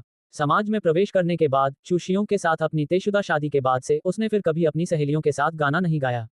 लेकिन कॉलेज के दिनों की उनकी गायन प्रतिभा अभी भी बरकरार थी। भाभी गाती हैं, ये तो और भी बढ़िया है, पहले मेरे लिए एक गाना गाओ। जू हाओ उसे एक ही बार में निगलने की जल्दी में नहीं था। याओ शिनरुई अब उसकी पकड़ से बच नहीं सकता था। समय काफी था, स्वादिष्ट भोजन का धीरे धीरे आनंद लेना जरूरी था। वह चाहता है कि वह गाए। याओ शिनरुई हैरान थी, जू हाओ आखिर क्या कर रहा था? वह पूरी तरह तैयार थी, लेकिन फिर भी उसने ऐसा नहीं किया। यह एक होटल था, कोई केटीवी नहीं। याओ शिनरुई थोड़ी अधीर हो रही थी। ये कोई केटीवी नहीं है। मैं कैसे गा सकती हूँ? यहाँ माइक्रोफोन नहीं है। किसने कहा कि ऐसा नहीं है? जू हाओ ने आत्मविश्वास भरे लहजे में बात की। याओ शिनरुई का चेहरा असमंजस से भरा हुआ था। उसी समय उसे झुंझलाहट का एहसास हुआ। किसी होटल में माइक्रोफोन कैसे हो सकता है? मैंने काफी किताबें पढ़ी हैं, आप मुझसे इस तरह झूठ कैसे बोल सकते हैं? कोई और रास्ता नहीं था, ये जू हाओ का अनुरोध था और उसे मानना ही पड़ा। बस इसी तरह तुमने मुझे जीत लिया। यह एक एकल प्रस्तुति थी। जू हाओ ने अपनी आंखें बंद कर लीं और चुपचाप सुनने लगा। एक गाना खत्म होने के बाद याओ शिनरुई ने अपनी आंखें घुमाईं, उसे सच में नहीं पता था कि जू हाओ को ये गाना सुनना क्यों पसंद था। जू हाओ ने उसके कंधे पर थपथपाया। पहली बार में ही आपने बहुत अच्छा गाया, आप में बहुत प्रतिभा है। मुझे उम्मीद है कि अगली बार आप और भी बेहतर गाएंगे। हे, याओ शिनरुई ने मन ही मन उपहास किया। क्या वह अगली बार भी ऐसा चाहता है? तब उसे थोड़ी चिंता होने लगी। 5 दिन का समझौता तय हो गया था और आज तो सिर्फ पहला दिन था। क्या अब से जूहाओ हर बार उससे गाने के लिए कहेगा? याओ शिनरुई कंपकंपी से काम उठी। इस समय तक जूहाओ ने अपना शराब का गिलास नीचे रख दिया था और चाबी खोल दी थी। अनुभवी चालकों कृपया ध्यान दें। अकीना का कारों का देवता अब रफ्तार पकड़ने ही वाला है। डिंग, याओ शिनरुई चिंतित है, भावना मूल्य जोड़ 321। डिंग, याओ शिनरुई चौंक गई, भावनात्मक मान जोड़ 654। डिंग, याओ शिनरुई का दिल जोरों से धड़क रहा है, भावना का स्तर जोड़ 987 है। होटल में बिजली कड़की और हल्की बूंदाबांदी को शर्मिंदगी महसूस हुई। बाहर ली शियाओ सड़क पर हताश खड़ी थी। उसने जूहाओ की बात नहीं सुनी और चला गया। उसने अपने मुंह में सिगरेट दबा रखी थी और वह लगातार गहरे गहरे कश ले रहा था। वह इससे खुद को सुन्न करना चाहता था, लेकिन ये बेकार था। वह अपनी कमजोरी के लिए, अपने परिवार और अपनी पसंद की महिला की रक्षा न कर पाने के लिए खुद को दोषी ठहराता रहा। उस समय जूहाओ द्वारा भाभी को विभिन्न तरीकों से पोज देते हुए देखने के विचार से उसका दिल इतना दुख गया कि उसकी सांसें रुक गईं। डिंगेलिंग, डिंगेलिंग, डिंगेलिंग। फोन की जानी पहचानी रिंगटोन फिर से बजी। ली शियाओ ने चिड़चिड़ाकर उसे उठाया और देखा कि दागे चूशियों की आवाज आ रही थी। एक झटके ने उसे तुरंत बहुत अधिक सतर्क कर दिया। उसे याद आया कि जूहाओ ने उससे कहा था कि वह उसका बचाव करे, दागे को इस बारे में पता न चलने दे। ली शियाओ ने इसके बारे में सोचते ही गुस्सा हो गया। 227 एआई मॉडल जैमिनी -2.5 फ्लैश। आप और भाभी मजे कर रहे हैं और आप चाहते हैं कि मैं दागे के खिलाफ आपका बचाव करूं। आप खुद मर क्यों नहीं जाते? उसने तुरंत अपनी सोच को समायोजित किया और जवाब देने के लिए क्लिक किया। श्याओ, क्या हो रहा है? मैंने अभी मिस याओ शिनरुई को फोन किया था और उनकी आवाज कुछ अजीब सी लग रही थी। ये सुनकर ली शियाओ भी स्तब्ध रह गया। बकवास, क्या वह इस तरह खेल सकता है? उसने कल्पना की कि दागे अपनी भाभी को बुला रहा है। फुफकारना, ली शियाओ हौंफने लगी। क्या अब भी आपको लग रहा है कि कुछ गड़बड़ है? क्या आपको पता है कि आपकी पत्नी क्या कर रही है? सदमे के साथ साथ वह ईर्ष्या, जलन और नफरत से भी ग्रस्त था और खुद को पागल होने से नहीं रोक सका। जूहाओ, तुम कमीने। क्या आप उन्हें अपनी कॉल ठीक से खत्म नहीं करने दे सकते? क्या आप इतने अधीर हैं? अब देखिए क्या हुआ, आपने उसके मन में संदेह पैदा कर दिया। वह इसका जवाब कैसे देता? डिंग, ली शियाओ की मानसिकता ध्वस्त हो गई, भावनात्मक मूल्य जोड़ 999। कुछ देर सोचने के बाद उसके दिमाग में विचारों का प्रवाह तेजी से बढ़ने लगा और ली शियाओ केवल इतना ही कह सका। मेरी भाभी सीढ़ी से उतरते समय गलती से अपने टखने में मोच आ गई। मैंने उन्हें अस्पताल ले जाने की पेशकश की, लेकिन उन्होंने कहा कि यह मामूली बात है और घर पर ही दवा लगाने से ठीक रहेगा। उस समय मैंने देखा कि उसे गंभीर चोट नहीं आई थी, इसलिए मैंने डेज को नहीं बताया। ये सुनकर चू शियोंग ने राहत की सांस ली। उसे याद आया कि जब उसने याओ शिनरुई को फोन किया तो वह सांस लेने के लिए हॉर्न रही थी और अब उसे एहसास हुआ कि वह अपने पैर पर दवा लगा रही थी। सब कुछ समझ में आ गया। जहां तक ली शियाओ की बात है, जो उसका भरोसेमंद अधीनस्थ था जिसने उसकी जान बचाई थी। चू शियोंग को उस पर पूरा भरोसा था। जब उसने याओ शिनरुई को फोन किया तो उसने सबसे बुरा सोचा था। उसने कल्पना की थी कि आसमान से एक हरी टोपी उतर रही है। टखने में मोच आ गई। ओह, तो कोई बात नहीं। 108 डेज से पूछताछ। खेलने का एक अलग तरीका। बिगड़ी हुई बहनों का व्यवहार। आज आपकी भाभी कहाँ गई थी और उन्होंने क्या किया? चूशियों अभी भी थोड़ा असहज था और उसने याओ शिनरुई के दिन के बारे में पूछताछ की। भाभी दिन भर कंपनी में ही थी। उन्होंने दोपहर का भोजन कैंटीन में किया और शाम को। ली शियाओ ने गंभीर चेहरे के साथ बेतुकी बातें बताना शुरू कर दिया। वह बिल्कुल अवाक रह गया। क्या उसने इसे यूं ही मान लिया? आप अरबपति राष्ट्रपति कैसे बने? क्या ऐसा हो सकता है कि लंबे समय तक ब्रह्मचर्य का पालन करने से आपकी निर्णय लेने की क्षमता कमजोर हो गई हो? ली शियाओ को यह नहीं पता था कि चू शियोंग की बुद्धि में कमी का कारण ठीक यही था कि उसके नायक की बुद्धि को कम करने वाली आभा थी। कॉल समाप्त हो गई। ली शियाओ ने पास के होटल की ओर देखा और हर कमरे को निहारा। हालांकि वह कुछ भी नहीं देख पा रहा था, वह कल्पना कर सकता था कि भाभी याओ शिनरुई और जूहाओ क्या कर रहे होंगे और उसका दिल दुख से भर गया। एक रात बीत गई। सुबह की सुनहरी रोशनी आकाश में फैलने लगी। ली शियाओ ने पिछली रात जितना लंबा दिन पहले कभी महसूस नहीं किया था। ये कहना कोई अतिशयोक्ति नहीं होगी कि वह रात एक साल के बराबर महसूस हुई। अपनी भाभी की चिंता के कारण वह वापस नहीं लौटा। क्योंकि जूहाओ अपनी भाभी के साथ था, इसलिए वह लगातार सोचता रहा, जिसके परिणामस्वरूप उसे पूरी रात कष्ट झेलना पड़ा। इस समय उसकी आंखें लाल थीं, उसके बाल बिखरे हुए थे और उसकी मानसिक स्थिति बहुत खराब थी। भोर हो रही थी। ली शियाओ का मनोबल बढ़ा और उसने प्रवेश द्वार की ओर ध्यान से देखा। वह जूहाओ और भाभी को ढूंढना चाहता था। उन्हें यह नहीं पता था कि जूहाओ और याओ शिनरुई तो बस आराम कर रहे थे। उसने पूरी सुबह इंतजार किया लेकिन उसे कोई नजर नहीं आया। दोपहर तक, जब ली शियाओ फोन करने ही वाला था, तभी उसने उन दोनों को बाहर आते देखा। तथापि भाभी याओ शिनरुई का रूप देखकर वह अवाक रह गया। डिंग, ली शियाओ की मानसिकता में विस्फोट हुआ, भावनात्मक मूल्य जोड़ 888। डिंग, ली शियाओ की मानसिकता अस्थिर है, भावनात्मक मूल्य जोड़ 999। जूहाओ ने स्वाभाविक रूप से ली शियाओ को एक नजर में ही पहचान लिया। उसने उसे अपने पास बुलाया और भ्रम का नाटक करते हुए पूछा, श्याओ, तुम इतने थके हुए क्यों दिख रहे हो? क्या तुम पूरी रात सोए नहीं? वह रुका, फिर बोला घातक प्रहार के साथ, श्रीमती याओ शिनरुई को भी अच्छी नींद नहीं आई है। आप उन्हें घर छोड़ दीजिए ताकि उन्हें अच्छी नींद मिल सके। बूम, ली शियाओ को ऐसा लगा जैसे उस पर बिजली गिर गई हो। क्या याओ शिनरुई को भी ठीक से आराम नहीं मिला था? कारण स्पष्ट था, इसमें कोई हैरानी की बात नहीं कि वह थोड़ी थकी हुई लग रही थी। धिक्कार है, जू हाओ इतना निर्दयी कैसे हो सकता है? जू हाओ के मुस्कुराते चेहरे को देखकर उसका मन किया कि वह उसे एक मुक्का मार दे। गुस्से के साथ साथ वह बेहद हैरान भी था। उन्हें इस बात का एहसास नहीं था कि जू हाओ अपनी उम्र के बावजूद इतना बलवान था। उसने अपना सिर हिलाया और तुरंत उस विचार को मन से निकाल दिया। ये किस तरह की बकवास थी? उसने बाहरी मदद जरूर ली होगी, है ना? अब क्या याओ शिनरुई कंपनी में काम करने कैसे जाएगी? अगर किसी गलत इरादे वाले व्यक्ति को इसके बारे में पता चल जाए तो क्या होगा? सौभाग्यवश उसने कल ही दागे को भाभी के बारे में बता दिया था। अन्यथा अगर डेज ने इसे पिछली रात की कॉल से जोड़ा होता और कुछ गड़बड़ महसूस की होती तो वास्तव में इसकी व्याख्या करना संभव नहीं होता। पैट, जू हाओ ने इस बात की परवाह नहीं की कि वह क्या सोच रहा है और उसके कंधे पर एक थप्पड़ मार दिया। हमारी सुरक्षा करना मत भूलना। तुम्हारा दागे तुम पर बहुत भरोसा करता है, मुझे विश्वास है कि उसे बेवकूफ बनाने में तुम्हें कोई दिक्कत नहीं होगी। पास ही में सुन रही याओ शिनरुई का चेहरा लाल हो गया और उसने गुस्से से अपने दांत पीस लिए। जू हाओ में ये कहने की हिम्मत थी। पूरी रात वह बिल्कुल भी इंसान नहीं था। 228 एआई मॉडल जेमिनी -2.5 फ्लैश। इसमें कोई हैरानी की बात नहीं है कि जू हाओ चाहती थी कि वह कल रात के खाने में ज्यादा खाए। एक रात बीत जाने के बाद चलते समय टखने में मोच आना उसका सबसे शर्मनाक रहस्य बन गया था। दरअसल जू हाओ ने अपने अधीनस्थ को ये बात बता दी थी। याओ शिनरुई को तुरंत ही बेहद शर्मिंदगी महसूस हुई। वह चाहती थी कि उसे कहीं छिपने के लिए जगह मिल जाए। सौभाग्यवश ली शियाओ भी उसी स्थिति में प्रतीत हो रहा था जैसे वह खुद जू हाओ के चंगुल में फंसा हुआ था और जू हाओ के आदेशों का पालन करने के लिए मजबूर था। इससे उसे काफी अच्छा महसूस हुआ। इस समय जू हाओ को अपनी ओर देखते हुए देखकर याओ शिनरुई कांप उठी। उसे जू हाओ के प्रभुत्व में आने का डर याद आ गया। पहली मुलाकात शानदार तरीके से समाप्त हुई। जाने से पहले जू हाओ ने ये कहना नहीं भूला, ये हमारी पहली मुलाकात है। हमारे 5 दिन के समझौते को मत भूलना, मैं बाद में तुमसे मिलने आऊंगा। बोलने के बाद वह शालीनता से बाइलिंग द्वारा चलाई जा रही कार में बैठ गया। याओ शिनरुई वहीं खड़ी रह गई, उसका चेहरा थोड़ा पीला पड़ गया था। उसके लिए कल का अनुभव इतना स्वप्निल, इतना अवास्तविक था। आगे और भी बुरा होने की आशंका ने उसे निराशा से भर दिया। ली शियाओ का चेहरा बेहद गंभीर था। जू हाओ के शब्दों से ऐसा प्रतीत होता था कि वह चाहता था कि वह उसे कवर प्रदान करना जारी रखे। क्या ये कभी खत्म होगा? याओ शिनरुई, अगर वह होता तो उसका दिल बुरी तरह टूट जाता। फिर भी जू हाओ ने महिलाओं के प्रति जरा भी दया नहीं दिखाई। डिंग, याओ शिनरुई बेचैन है, भावनात्मक मूल्य जोड़ 897। डिंग, ली शियाओ का दिमाग चकनाचूर हो रहा है, भावनात्मक मूल्य जोड़ 978। जू परिवार विला, आंगन में एक खरगोश। ओह नहीं, ये तो लंबी टांगों वाला एक खूबसूरत जानवर था। इस समय वह अपने पैरों को थोड़ा मोड़ रही थी, मुठ्ठियां भींच रही थी और लड़ने की मुद्रा बना रही थी। उसकी निगाहें गुस्से से सामने खड़े जू हाओ पर टिकी हुई थीं। वह कोई और नहीं बल्कि रानी जू फेयान थी। जू हाओ का चेहरा गंभीर था। आपकी शारीरिक मुद्रा मानक नहीं है। अपने पैरों को थोड़ा और मोड़ें और अपने हाथों को थोड़ा ऊपर उठाएं। दरअसल जू हाओ अपनी बेटी जू फेयान को युद्ध तकनीक सिखा रहा था। जू फेयान की आंखें आक्रोश से आग बबूला हो गईं। ये झूठा, बदमाश, नीच औरत। जू फेयान जू हाओ से इतनी नफरत क्यों करती थी? ये सब आज सुबह शुरू हुआ। आज सुबह हमेशा की तरह वह जू हाओ के साथ अभ्यास सत्र के लिए मिलने गई।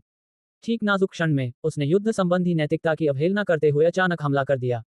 परिणामस्वरूप जू हाओ ने आसानी से उसे चकमा दे दिया। उसी क्षण उसे पता चला कि जू हाओ ने उसे पूरी तरह से धोखा दिया है। जू हाओ की ताकत उससे कहीं अधिक थी। वह हमेशा उसके बराबर का क्यों दिखता था? ये सब उसे धोखा देने के लिए किया गया एक नाटक था। दिन ब दिन उनका मुकाबला होता रहा और वह हर बार जू हाओ से हार जाती थी। उसने उसे तरह तरह से प्रताड़ित किया और उस पर हुक्म चलाया। ये बहुत ही भयानक था। जब से वह लौटी है तब से वह जू हाओ के साथ लगातार अभ्यास कर रही है और अब तक लगातार हार रही है। जू फेयान को लंबे समय से संदेह था, तो आज सुबह उसने छुपकर हमला करने की तैयारी की। उसे इस बात की उम्मीद नहीं थी कि वह सचमुच सच्चाई का पता लगा लेगी। उसे यह मानना ही था कि उसकी दोनों छोटी बहनों ने जो कहा वह सच था। जू हाओ वास्तव में उससे अधिक शक्तिशाली थी। लेकिन इसके बाद गुस्से का सैलाब उमड़ पड़ा। तो क्या हुआ अगर आप मजबूत हैं? क्या इसका मतलब यह है कि आप उसे इस तरह धोखा दे सकते हैं? पिछले कुछ दिनों के अपने अनुभवों को याद करते हुए उसे ऐसा लगा जैसे वह एक जोकर हो। वह जू हाओ के मनोरंजन का एक साधन थी। जू फियान को मरने जैसा महसूस हुआ। उसने तुरंत घर छोड़ने और कभी वापस न लौटने का फैसला किया। लेकिन जू हाओ ने उसे रोक लिया। तुम झूठे हो, मुझे क्यों रोक रहे हो? क्या तुम्हें यह अधिकार भी है कि मैं कहाँ जाऊं? इस पर नियंत्रण रखो। जू हाओ ने मुस्कुराते हुए कहा, मैं ये नियंत्रित नहीं कर सकता कि तुम कहाँ जाओगे, लेकिन पहले शर्त पूरी करो। तुम नहीं चाहोगे कि तुम्हारी बहनों को पता चले कि तुम वादा तोड़ रहे हो, है ना? जू फेयान बेहद क्रोधित थी। उसे उम्मीद नहीं थी कि जू हाओ इतना बेशर्म होगा, यहाँ तक कि अपनी ही बेटी को धमकी भी देगा। उसने सोचा कि अगर उसने समझौते का पालन नहीं किया और जू हाओ ने यह बात फैला दी, तो उसकी दोनों छोटी बहनें निश्चित रूप से जीवन भर उस पर हंसेंगी। और उसका सपना रानी बनने का था, बड़ी बहन की तरह एक शक्तिशाली महिला बनने का था। अगर वह अपने वादे पूरे नहीं करती, तो उसके अधीनस्थ उस पर कैसे भरोसा कर सकते थे? कुछ देर हिचकिचाने के बाद जू फेयान ने एक दिन घर पर रुकने और कल जाने का फैसला किया। उसने खरगोश वाली लड़की की पोशाक पहन ली जो उसकी बहन ने उसके लिए खरीदी थी। जू फेयान को बहुत शर्म महसूस हुई। एक भावी रानी, जिसने खरगोश की इतनी प्यारी और आकर्षक पोशाक पहनी हुई है। वह इतनी शर्मिंदा थी कि अपनी बहन को गला घोंट देना चाहती थी। जू हुआई ने हद पार कर दी। उसके व्यक्तित्व को जानते हुए उसने उसके लिए कई प्यारे, मासूम और विनम्र शैली के कपड़े और पोशाकें खरीदने पर जोर दिया। जब भी वह कोई शर्त हारती थी, तो वह उसे उन्हें पहनने के लिए मजबूर करती थी। वह चुपके से तस्वीरें भी लेती थी और उन्हें सार्वजनिक रूप से शर्मिंदा करने के लिए समूह में पोस्ट करती थी, जिससे उसके गुट में शामिल उसकी बहनें उससे निराश हो जाती थीं। आज का दिन थोड़ा अजीब था। जू हाओ अब उसे मालिश या पैरों की मालिश करने का आदेश नहीं दे रहा था। इसके बजाय उसने कहा कि वह उसे कुछ लड़ाई की तकनीक सिखाना चाहता है। जू फियान तिरस्कारपूर्ण था। आप तो दिन भर कंपनी के कामों में व्यस्त रहते थे, आपके पास लड़ने की कौन सी तकनीकें हो सकती हैं? उसके उससे अधिक शक्तिशाली होने का कारण शायद ये रहा होगा कि उसने अस्थि मज्जा शुद्धिकरण की गोली जैसी कोई चीज ली थी। जू फियान ने इनकार कर दिया, लेकिन जू हाओ ने फिर से शर्त का जिक्र किया। खरगोश वाली लड़की का पहनावा पहनो, अपने मालिक की बात मानो और उसकी दया पर निर्भर रहो। अपने वादों को निभाने वाली जू फेयान के पास आज्ञाकारी रूप से पालन करने के अलावा कोई विकल्प नहीं था। डिंग, जू फेयान ने दांत पीसते हुए कहा, भावनात्मक मूल्य जोड़ 963। ये पांचवी बेटी इससे पहले बहुत अच्छा व्यवहार कर रही थी। उसका अचानक किया गया छुपकर हमला जू हाओ के लिए कुछ हद तक अप्रत्याशित था। 229 एआई मॉडल जेमिनी -2.5 फ्लैश। हालांकि खतरे की आशंका को भांपते हुए उसने सहज रूप से अपनी पूरी ताकत का प्रदर्शन किया। परिणामस्वरूप लिंगर को अपनी असली ताकत का पता चला, लेकिन इससे कोई फर्क नहीं पड़ता। अगर यह छोटी सी घटना न भी हुई होती, तो भी जू हाओ अपनी अगली चाल की तैयारी पहले से ही कर रहा होता। उसने इस पांचवी बेटी को काफी सताया था, अगर वह टूट जाती तो मजा नहीं आता, इसलिए अब एक अलग तरीका अपनाने का समय आ गया था। जू हाओ ने पॉइंटर उठाया और रानी बनने की चाह रखने वाली इस लिंगर को प्रशिक्षण देना शुरू कर दिया। तुम्हारे मुके तेज और निर्णायक होने चाहिए, लगातार आगे बढ़ते हुए। ये किस तरह के मुके हैं? बहुत कमजोर। ठीक है, बस कल्पना करो कि तुम्हारा निशाना मैं हूं और अपनी पूरी ताकत से मुक्का मारो। जू फेयान का गुस्सा भड़क उठा और उसने जू हाओ की तरह हवा में मुके मारे, मानो वह जू हाओ हो। ताकत तो पर्याप्त है, लेकिन बल लगाने का तरीका गलत है, इससे सही परिणाम प्राप्त नहीं हो सकता। जू फेयान असमंजस में थी। बड़ी बहन ने उसे इस तरह सिखाया था, बल प्रयोग करने की ये तकनीकें कहाँ थीं? तभी उसका शरीर अकड़ गया।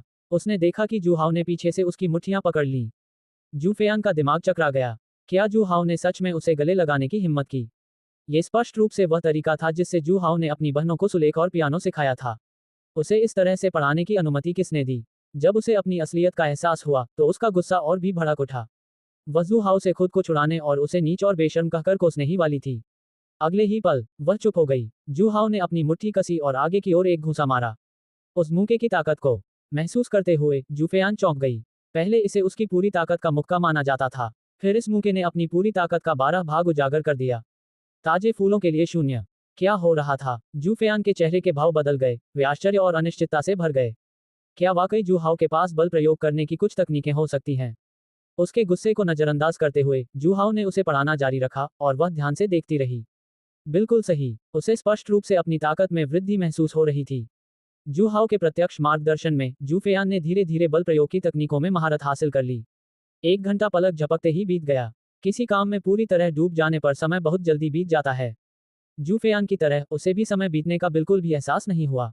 यह 1 घंटा उनके लिए बहुत ही संतोषजनक रहा। अब वह स्वयं ही बल प्रयोग करने की उन विधियों का प्रयोग कर सकती थी जो जू हाओ ने उसे सिखाई थी। इसके बाद पैरों की बारी थी। जू हाओ ने उसे सुधारने के लिए फिर से हाथ बढ़ाया। हालांकि जू फेयान को जू हाओ के प्रत्यक्ष शिक्षण के प्रति विशेष रूप से असहजता महसूस हो रही थी। उसने तुरंत एक बहाना ढूंढ लिया। ये जू हाओ की नौकरानी का अनुरोध था, वह खुद अपनी ताकत बढ़ाने के लिए ऐसा कर रही थी, इसलिए वह इसे सहने को तैयार थी। ये कहना जरूरी है कि उनकी प्रतिभा उत्कृष्ट थी, और उस पर अस्थि मज्जा शुद्धिकरण गोली का अतिरिक्त प्रभाव भी था। जब जू फेयान मुक्केबाजी और लात मारने की तकनीकों से परिचित हो गईं, तो जू हाओ ने उन्हें मुक्केबाजी और लात मारने की कुछ खास शैलियां सिखाईं। महज एक दोपहर में जू फेयान की साधना के स्तर में जरा भी सुधार नहीं हुआ, लेकिन उसकी ताकत कम से कम दोगुनी हो गई। इस बिंदु पर जू फेयान को एक तथ्य स्वीकार करना पड़ा। जू हाओ की क्लोज कॉम्बैट क्षमता बहुत ही जबरदस्त थी। इसने बड़ी बहन द्वारा सिखाई गई युद्ध तकनीकों को बहुत पीछे छोड़ दिया। समय लगभग समाप्त हो गया है, जू हाओ ने कहा। फेयान, तुमने कहा था कि तुम कल जा रही हो। ये तो बहुत दुख की बात है। मैं सोच रहा था कि मैंने अपने जीवन में जो कुछ भी सीखा है, वह सब तुम्हें सिखा दूं। चूंकि आप जा रहे हैं, इसलिए मैं आपको नहीं रोकूंगा। लेकिन एक बार जब तुम घर से निकल जाओ, तो कुछ दिन पहले मैंने जिस तरह से तुम्हें आदेश दिया और अपमानित किया, उसका बदला लेने के बारे में सोचना भी मत। कुछ देर रुकने के बाद जू हाओ ने विलाप करना जारी रखा। अगर मैं होता, और अगर कोई मुझे व्यवहारिक युद्ध तकनीक सिखाने को तैयार होता, तो मैं निश्चित रूप से उन सभी को सीख लेने के बाद ही अपना बदला लेता। उसने मुझे जो तकनीकें सिखाई थी, उन्हीं से उसे हराना, इसके बारे में सोचना ही बहुत अच्छा लगता है। वह जानता था कि इस पांचवी बेटी का व्यक्तित्व कुछ हद तक आवेगपूर्ण था। वह इस तरह के स्पष्ट उकसावे को अनसुना नहीं कर सकती थी। वह निश्चित रूप से यहीं रहना पसंद करेगी। जैसा कि उम्मीद थी, जू फेयान की आंखें झपकीं। उन्होंने स्वयं दोपहर के दौरान अपनी ताकत में सुधार का अनुभव किया था। अगर वह चली जाती, तो उसे इतनी गहन युद्ध तकनीकें कौन सिखा सकता था। हालांकि बड़ी बहन बलवान थी, लेकिन उसे युद्ध की इन व्यवहारिक तकनीकों का ज्ञान नहीं था। अगर वह चली जाती, तो वह कभी भी जू हाओ की रफ्तार की बराबरी नहीं कर पाती। पिछले कुछ दिनों में उसने उसे जो अपमान पहुंचाया है, उसका बदला लेना तो और भी असंभव होगा। इसके विपरीत, अगर वह रुकती तो जू हाओ के अनुसार वह उसे ये सभी तकनीकें सिखाएगा। अपनी प्रतिभा के बल पर वह निश्चित रूप से इन्हें जल्दी ही सीख लेगी। तब वह उस सारी बेइज्जती का बदला ले सकती थी। जब जू फेयान ने इसके बारे में सोचा, तो उसे थोड़ा चक्कर आने लगा। रहना चाहिए। जू हाओ द्वारा उसे इतने दिनों तक पहुंचाई गई बेइज्जती को यूं ही बुलाया नहीं जा सकता था। खुद को संभालते हुए उसने गहरी भौहें चढ़ाकर गर्व से कहा, किसने कहा कि मैं जा रहा हूं? मैं तब तक नहीं जाऊंगा जब तक तुम हार स्वीकार नहीं कर लेते। जू हाओ के होठों पर हल्की सी मुस्कान थी। जब तक आप यहाँ रहेंगे, आपसे निपटने के कई तरीके मौजूद रहेंगे। जैसे जैसे शाम ढलने लगी, जू शिक्विंग और जू हुआई घर लौट आए। सामने का दृश्य देखकर वे अवाक रह गए। उन्होंने अपनी रानी जैसी दिखने वाली पांचवी बहन को खरगोश की पोशाक पहने हुए देखा, जिसे जू हाओ द्वारा मार्शल आर्ट का व्यवहारिक प्रशिक्षण दिया जा रहा था। क्या वे इतना बड़ा खेल खेल रहे थे? दोनों बहनें अपनी खुशी छिपा नहीं सकी। क्या ऐसा हो सकता है कि पांचवी बहन ने भी पिताजी को पूरी तरह से स्वीकार कर लिया हो? दोनों बहनें पांचवी बहन के अपने बड़े परिवार में शामिल होने को लेकर सचमुच बहुत चिंतित थीं। वे हर दिन जू फेयान को दंडित करने के विभिन्न तरीकों के बारे में सोचते थे। पांचवी बहन और सबसे बड़ी बहन तथा अन्य बहनों के बीच फूट डालना। 230 एआई मॉडल जैमिनी -2.5 फ्लैश। पांचवी बहन द्वारा जू हाओ को पसंद करने के विचार ने उन्हें उपलब्धि की भावना से भर दिया। जू हाओ द्वारा मुक्केबाजी की कुछ तकनीकें सिखाने के बाद दोनों बहनें उनके पास गईं। पांचवी बहन, तुमने बहुत प्यारी पोशाक पहनी है, बिल्कुल एक प्यारी सी छोटी खरगोश की तरह। अब तुम्हें पता चल गया होगा कि पापा कितने कमाल के हैं, है ना? मैंने तुम्हें बहुत पहले ही कहा था कि तुम उनके मुकाबले के नहीं हो, पापा तो वाकई बहुत कमाल के हैं। पांचवी बहन, अब रानी मत बनो। लड़ना और मारना अच्छा नहीं है। क्या पिताजी के साथ घर पर रहना बेहतर नहीं है? अपनी दोनों छोटी बहनों की लगातार बकबक सुन रहे थे। वे लगभग जू हाओ की जमकर प्रशंसा कर रहे थे। जू फेयान का गुस्सा एक बार फिर भड़क उठा। उसने जो खरगोश वाली ड्रेस पहनी थी, क्या ये उसके लिए खरीदी नहीं गई थी? तुरंत ही जू फेयान ने शिकिंग और हुआ यी को एक एक हाथ में पकड़कर उन्हें अपनी बड़ी बहन का सम्मान करना सिखाने लगी। कुछ मिनट बाद जुड़वां बहनों ने गुस्से से भरी निगाहों से जू फेयान को देखा। जू फेयान ने विजयी भाव से अपना सिर उठाया। यही उनकी शरारत का नतीजा था। ये देखकर कि तीनों बहनें अभी भी लड़ने का इरादा रखती हैं, जू हाओ उन्हें रोकने के लिए आगे बढ़ा। उन्होंने जू फेयान को पढ़ाना जारी रखने की तैयारी की। दोनों बहनों ने इनकार कर दिया। उन्होंने एक एक हाथ उसके हाथ में डाल दिया, एक ने बाईं ओर, दूसरे ने दाईं ओर। पिताजी, उसकी बातों पर ध्यान मत दीजिए। वह एक जालिम औरत है जो सिर्फ हमें तंग करती है। इसके बजाय हमें पढ़ाए। 109 उनकी मुट्ठी में खेल रहे हैं। श्रीमान राष्ट्रपति, आप दिवालिया नहीं होना चाहते, है ना? जू फेयान ने अब जू हाओ को हर रोज द्वंद्व युद्ध के लिए चुनौती देना बंद कर दिया था। जू हाओ की असली ताकत का एहसास होने के बाद उसे पता चल गया कि वह उसका मुकाबला नहीं कर सकती। जू हाओ को चुनौती देने से केवल अपमान ही मिलेगा। बेशक, जू फेयान अगले दिन भी नहीं गई। उसने पहले जू हाओ के साथ अपनी ताकत बढ़ाने का फैसला किया और फिर उससे बदला लेने के लिए उसे हराने का निर्णय लिया। वह जरूरत से ज्यादा सोच रही थी। जू हाओ के पास ग्रैंड मास्टर क्लोज कॉम्बैट, हत्या कौशल, टेलीपोर्टेशन और कई अन्य क्षमताएं थीं। बाद में भी उस पर विभिन्न प्रकार के लाभ जुड़ते रहेंगे। जू फेयान के लिए उसे पछाड़ना असंभव था। वह केवल जू हाओ की मुट्ठी में ही खेली जा सकती थी। जू फेयान ने अपने व्यवहारिक शिक्षण करियर की शुरुआत की। जब जू हाओ पढ़ाती थी, तो वह सीखती थी। इस दौरान अस्थि मज्जा शुद्धिकरण गोली ने बहुत बड़ी भूमिका निभाई। जू फेयान को हर दिन अपनी ताकत में जबरदस्त वृद्धि महसूस हो रही थी। उसने धीरे धीरे वह आत्मविश्वास वापस पा लिया जिसे जू हाओ ने लगभग चकनाचूर कर दिया था। उस दिन जू हाओ ने एक वाणिज्यिक प्रदर्शनी में भाग लेने की योजना बनाई थी। कंपनी के नए ऊर्जा विद्युत वाहन का तेजी से विकास हो रहा था। इससे पहले लियू परिवार केवल छोटे स्तर पर ही इस क्षेत्र में काम कर रहा था, लेकिन वह विकास की संभावनाओं को जानता था और उसने बड़े पैमाने पर उत्पादन करने का फैसला किया। उन्हें बाजार अनुसंधान करने की आवश्यकता थी। ये वाणिज्यिक प्रदर्शनी अभूतपूर्व रूप से भव्य थी। इसने शंघाई की कई बड़ी और छोटी कंपनियों को एक साथ लाया और अनगिनत आगंतुकों को आकर्षित किया। ये उद्यम अपने उत्पादों को प्रदर्शित करने के लिए एक साथ एकत्रित हुए, एक साथ प्रदर्शन और बिक्री करते हुए अपने उत्पादों का प्रभावी ढंग से प्रचार किया। ये वाणिज्यिक प्रदर्शनी कई दिनों से चल रही थी। शुरू में लोगों की भारी भीड़ उमड़ी, लेकिन नई चीजों से अभ्यस्त होने के बाद भीड़ धीरे धीरे कम हो गई। जू हाओ ने शुरू में उत्साह में शामिल होने की जल्दी नहीं की।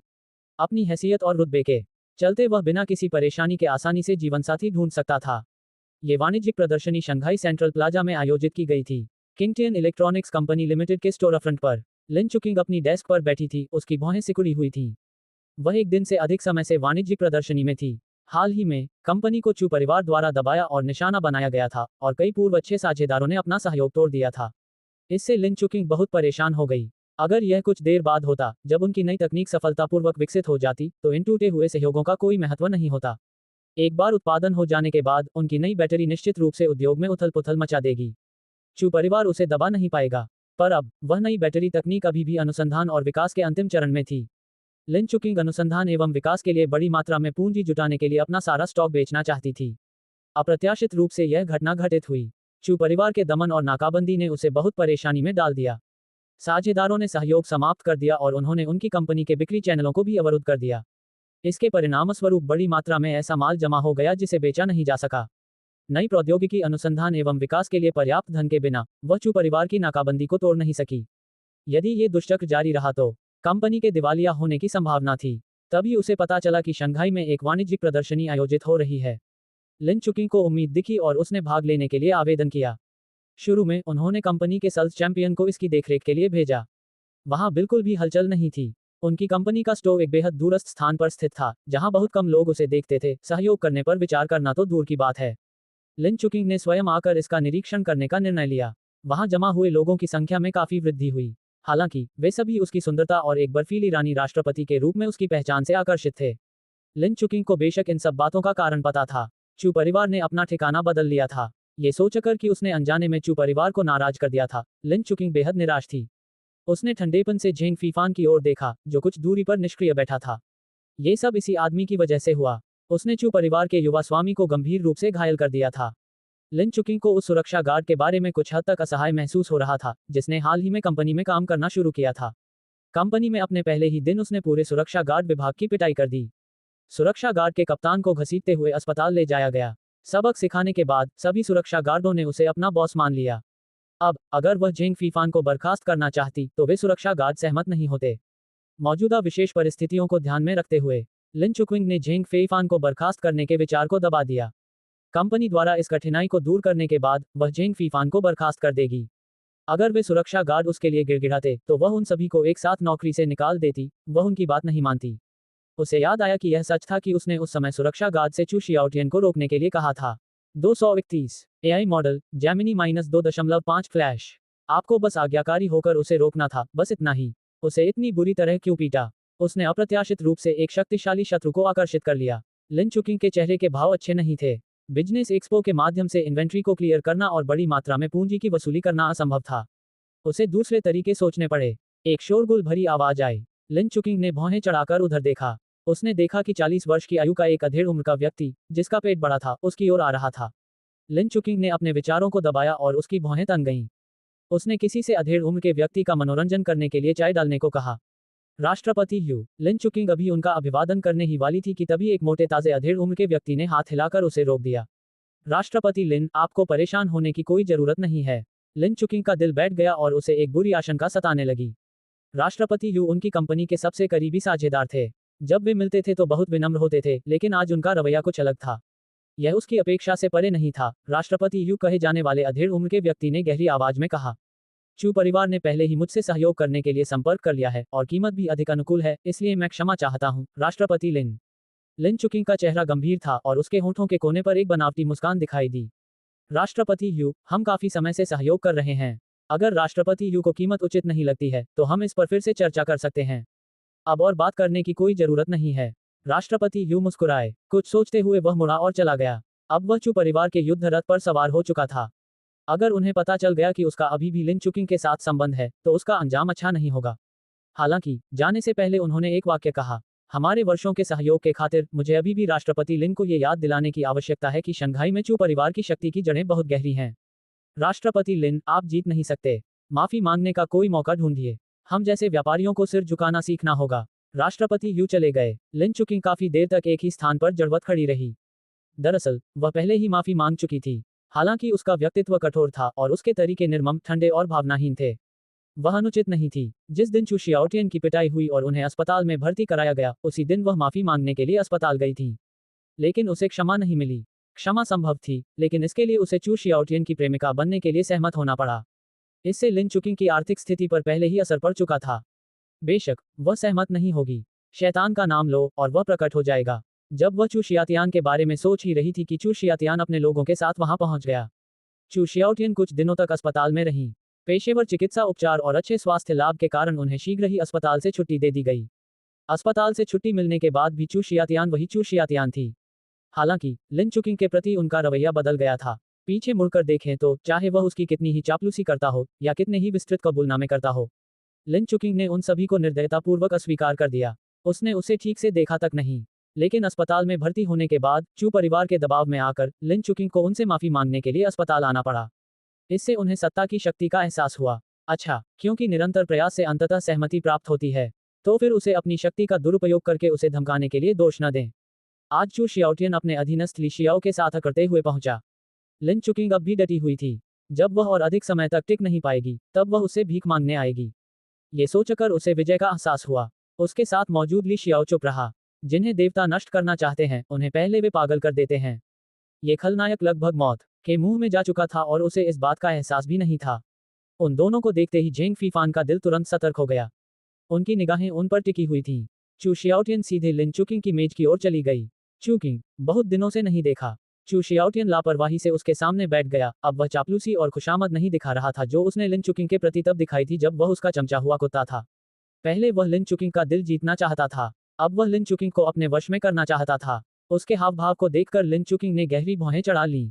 उसने अपनी नाराजगी दबाते हुए पूछा, युवा मास्टर चू, क्या आपकी चोटें ठीक हैं? चुकिंग, तुम्हारी वजह से वे लगभग ठीक हो चुके हैं, चू शियातियान ने अर्थपूर्ण ढंग से कहा। कुछ क्षणों के लिए सन्नाटा छा गया और वातावरण बेहद असहज हो गया। सबसे पहले बोलने से खुद को रोक ना पाने वाली चू शियातियान ही थी। चुकिंग, हाल के दिनों में जीवन आसान नहीं रहा है ना? आपका क्या मतलब है, युवा स्वामी चू? चू शियाओटियन ने धीरे से कहा, मेरे पिताजी मुझसे बहुत प्यार करते हैं। उन्होंने मुझे बचपन से कभी नहीं मारा। इस बार मुझे इतनी बुरी तरह पीटा गया कि मुझे अस्पताल ले जाना पड़ा और पिताजी बहुत गुस्से में थे। मेरी समझ के अनुसार उस बूढ़े व्यक्ति के बारे में एक बार जब वह कोई निर्णय ले लेता है तो वह उसे नहीं बदलता। जब तक आपकी कंपनी दिवालिया नहीं हो जाती, वह नहीं रुकेगा। लिन चुकिंग ने अपनी बात समाप्त की और चुपचाप उसकी ओर देखने लगी। खांसी। चू शियाओटियन को खांसी आ गई। बुजुर्ग व्यक्ति अपना फैसला नहीं बदलेंगे, लेकिन वे अब भी मेरी राय सुनते हैं। अगर चुकिंग मेरी प्रेमिका बनने को तैयार हो। चू शियाओटियन की निगाहें लिन चुकिंग की ओर लालच से भरी हुई थीं। लिन चुकिंग का दिल कस गया और उसकी निगाहें बेहद ठंडी हो गईं।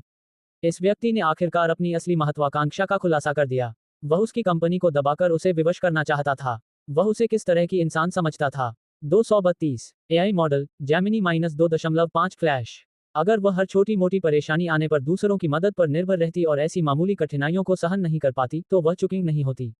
तुम्हें पता होना चाहिए, उन्होंने दिवालिया होने की कगार पर खड़ी एक कंपनी को ऐसी कंपनी में बदल दिया जिसकी कीमत अब करोड़ों डॉलर है। कंपनी के दमन के कारण वह भला कैसे झुक सकती थी? एक गहरी सांस लेते हुए लिन चुकिंग ने अपने दिल में उठ रही हलचल को शांत किया। लिन चुकिंग ने भावहीनता से कहा, हम एक दूसरे के लिए उपयुक्त नहीं हैं और मेरा डेटिंग करने का कोई इरादा नहीं है। यंग मास्टर चू को कोई और ढूंढ लेना चाहिए। तुम्हें मुझसे बेहतर कोई न कोई जरूर मिल जाएगा। हालांकि वह युवा स्वामी चू शियाओटियन को नापसंद करती थी, क्योंकि वह एक धनी दूसरी पीढ़ी का व्यक्ति था। वह ऊपरी तौर पर शांत दिख रही थी और उसके शब्दों में असंतोष का कोई संकेत नहीं था। इससे चू शियाओटियन बेहद क्रोधित हो गई, चाहे यह उनकी पहले की चापलूसी हो या उनकी वर्तमान धमकियां और दबाव। लिन चुकिंग उदासीन बनी रही। उसके भीतर गहरी निराशा की भावना उत्पन्न हुई। पटकना। उसने अचानक मेज पर हाथ पटका और खड़ा हो गया। चू शियाओटियन के चेहरे पर भयावह भाव थे। लिन चुकिंग, मैं तुमसे मजाक नहीं कर रहा हूं। तुम नहीं चाहोगे कि तुम्हारी कंपनी दिवालिया हो जाए, है ना? वूश। चू शियाओटियन को लिन चुकिंग पर चिल्लाते हुए देखकर जेंग फेइफान आगे बढ़ गया। उसने उसे ठंडी निगाहों से देखा। अगर चू शियाओटियन ने आधा कदम भी करीब आने की हिम्मत की, तो वह उसे थप्पड़ मारने में जरा भी संकोच नहीं करेगा। चू शियाओटियन को अपना आपा खोते और चिल्लाते देख लिन चुकिंग के चेहरे पर कोई भाव नहीं बदला। उसने शांत भाव से बात की, युवा स्वामी चू, मुझे काम करना है। अगर और कोई बात नहीं है, तो आप जा सकते हैं। चू शियाओटियन ने लिन चुकिंग के खूबसूरत चेहरे को ध्यान से देखा। उसकी आंखों में घबराहट का कोई संकेत खोजने का प्रयास। वह निराश था, उसका दिल और भी ज्यादा बेचैन हो गया। झेंग फीफान को बगल से घूरते हुए देखकर चू शियाओटियन ने गुस्से से कहा, पिछली बार तुमने ही मुझे मारा था, है ना? तुम्हारी हिम्मत तो देखो, बच्चे। बस देखते रहो। हालांकि वह जानता था कि यह आदमी बहुत ताकतवर है, फिर भी वह ज्यादा डरा हुआ नहीं था। ये समाज केवल ताकत के बारे में नहीं है, यह इस बात पर आधारित नहीं है कि जो अधिक मजबूत है वही अधिक शक्तिशाली है। इसके अलावा संबंध, रुतबा, प्रभाव भी मायने रखते हैं। उसने इस लड़के के साथ धीरे धीरे खेलने की योजना बनाई थी। बचपन से लेकर अब तक उन्होंने कभी इतना बड़ा नुकसान नहीं झेला था। अगर उसने झेंग फीफान को मरने की इच्छा न दिलाई होती तो वह चू नहीं होता। बेशक पिछले सबक के बाद उसने खुद पर काफी हद तक नियंत्रण कर लिया था। उसने केवल धमकियां देने की हिम्मत की, न कि उसके सामने उंगली उठाकर उसे गाली देने की। चू शियाओटियन की आंखों में द्वेष देखकर झेंग फीफान की आंखें ठंडी पड़ गईं। वह सोचने लगा कि क्या उसे दोबारा हमला करके इस आदमी को और भी कड़ा सबक सिखाना चाहिए। ऐसा प्रतीत हुआ कि उनके कोमल हृदय स्वभाव में बदलाव की आवश्यकता थी। पिछली बार झाओ परिवार का वह युवा मालिक भी ऐसा ही था, उसे सबक सिखाया गया था, फिर भी वह कृतघ्न था। हालांकि लिन चुकिंग को वर्तमान में जिन परेशानियों का सामना करना पड़ रहा था, उन्हें देखते हुए झेंग फीफान ने कार्रवाई करने का विचार छोड़ दिया। चू परिवार के युवा मुखिया की पिटाई करना और उसके द्वारा जवाबी कार्रवाई का सामना करना मामूली बातें थीं। इसका लिन चुकिंग पर कोई असर नहीं पड़ा। उन्होंने शांत भाव से एक शब्द कहा, यहां से चले जाओ। चू शियाओटियन का चेहरा पीला पड़ गया। 057 जिस तरह से उसने उसे मारने की हिम्मत की, उससे ये स्पष्ट था कि यह आदमी गुस्सैल स्वभाव का था। अब उसमें गाली देने की हिम्मत बिल्कुल नहीं बची थी। ली शियाओ ने ये सब ठंडी निगाहों से देखा। मूल रूप से अनुयायी के रूप में आगे आने की बारी उनकी थी। मेरे सामने इस तरह से अकड़ दिखाने की तुम्हारी हिम्मत कैसे हुई? तुम्हें ये हिम्मत किसने दी? उसे पीटने के बाद यदि नायक पलटवार करता तो वह सीधे दागे चू शियोंग से मिलता। लेकिन अब उसकी हिम्मत नहीं रही। पिछली बार उन्होंने नायक के यदि आप आश्वस्त नहीं हैं तो लड़ें वाले व्यक्तित्व को कम करके आंका था। उसकी जमकर पिटाई की गई। वह दोबारा अस्पताल में भर्ती नहीं होना चाहता था। तार्किक रूप से इसे इतना बड़ा चढ़ाकर नहीं बताना चाहिए। पिछली बार जब झेंग फीफान ने उस पर हमला किया था तब भले ही उसने कोई हरकत नहीं की थी। ऐसा इसलिए हुआ क्योंकि वह जुहाओ से नाराज था और 2 दिन और 2 रातों से सोया नहीं था, इसलिए उसने अपना गुस्सा उस पर निकाला। लिन चुकविंग ने झेंग फेईफान को गुस्से से देखा। मैंने तुम्हें पहले ही निकाल दिया है। तुम मेरी कंपनी के कर्मचारी नहीं हो। तुम्हें मेरे मामलों में दखल देने की कोई जरूरत नहीं है। उसने झेंग फीफान को मौखिक रूप से बर्खास्त कर दिया था। सुरक्षा गार्डों ने एक एक करके विरोध किया, इसलिए उसने बर्खास्तगी का दस्तावेज जारी नहीं किया। झेंग फीफान ने अब भी ऐसे बर्ताव किया जैसे कुछ हुआ ही न हो और हमेशा की तरह काम पर चली गई। वह हमेशा उसके पीछे पीछे बाहर जाता था। क्या मैंने यह नहीं कहा था कि नोटिस अभी तक जारी नहीं किया गया है? झेंग फीफान ने तुरंत अपना चेहरा बदल लिया और शरारती मुस्कान के साथ कहा, राष्ट्रपति लिन इतनी उत्कृष्ट हैं कि जब वह बाहर निकलेंगी तो तुच्छ मानसिकता वाले लोग उन पर मोहित हो जाएंगे, यह अपरिहार्य है। अगर मैं इनका अनुसरण करूं तो मैं इन छोटी मोटी समस्याओं से निपटने में भी मदद कर सकता हूं। उनके शब्दों में अप्रत्यक्ष रूप से चू शियाओटियन की ओर इशारा था। आप। चू शियाओटियन का चेहरा कभी हरा तो कभी सफेद हो रहा था। उसने झेंग फीफान की ओर इशारा किया और गालियां बकने ही वाला था कि उसने खुद को जबरदस्ती रोक लिया। भाई तियान, वह तो बस एक क्रूर व्यक्ति है जिसे सिर्फ लड़ना आता है। उससे क्यों उलझना? उससे निपटने के कई तरीके हैं। चू शियाओटियन को इतना क्रोधित देखकर ली शियाओ, जो पास खड़ा तमाशा देख रहा था, समझ गया कि उसे कुछ कहना ही होगा। इस तनावपूर्ण माहौल में वसंत ऋतु की ताजी हवा के समान एक मधुर आवाज सुनाई दी। हे, यहाँ तो काफी चहल पहल है। Swish swish swish. सभी की निगाहें उस आवाज की ओर मुड़ गईं। उन्होंने देखा कि जुहाओ कदम दर कदम उनकी ओर आ रहा है। उनके निजी अंगरक्षक बाइलिंग उनके ठीक पीछे पीछे चल रहे थे। आमतौर पर वह उसकी रक्षा के लिए अंधेरे में छिप जाती थी, लेकिन आज झेंग फीफान मौजूद थी। जुहाओ की बेहतर सुरक्षा के लिए उसे लगातार उसके साथ रहना पड़ता था। ली शियाओ और झेंग फीफान दोनों ने अपनी पुतलियों को सिकोड़ लिया। झेंग फीफान ने अपनी मुट्ठियां कसकर भींच लीं और उसकी हत्या करने की इच्छा अनियंत्रित रूप से उमड़ पड़ी। 233 एआई मॉडल जैमिनी -2.5 फ्लैश। उसे अब भी इस बात का मलाल था कि जुहाओ ने उस खूबसूरत मकान मालकिन को उससे छीन लिया था जिस पर उसकी नजर थी। जुहाओ यहाँ कैसे हो सकता है? क्या वह अपने भाई की मंगेतर के खिलाफ साजिश रचने की कोशिश कर रहा है? वास्तविकता पर नहीं, आशाओं के आधार पर काम न करना। वह पहले ही एक खूबसूरत मकान मालकिन को खो चुका था, यहाँ तक कि अगर उसकी मृत्यु भी हो जाए तो भी वह जुहाओ को सफल नहीं होने देगा। जब चू शियाओटियन ने जुहाओ को देखा तो उसकी निगाहें हट गईं और उसके चेहरे के भाव गंभीर हो गए। जुहाओ उनके पिता के अच्छे दोस्त चाचा जू थे, जिनके साथ उन्होंने पहले भी खाना खाया था। उसे ऐसा लगा जैसे किसी बड़े ने उसे कोई बुरा काम करते हुए पकड़ लिया हो। शियाओटियन, तुम क्या कर रहे हो? नहीं, कुछ नहीं, अंकल जू, हम अब जा रहे हैं। यह उनके पहले के अहंकार के बिल्कुल विपरीत था। जैसे कोई डरा हुआ चूहा अपने भाई के साथ भाग जाता है, वैसे ही वह भी भाग गया।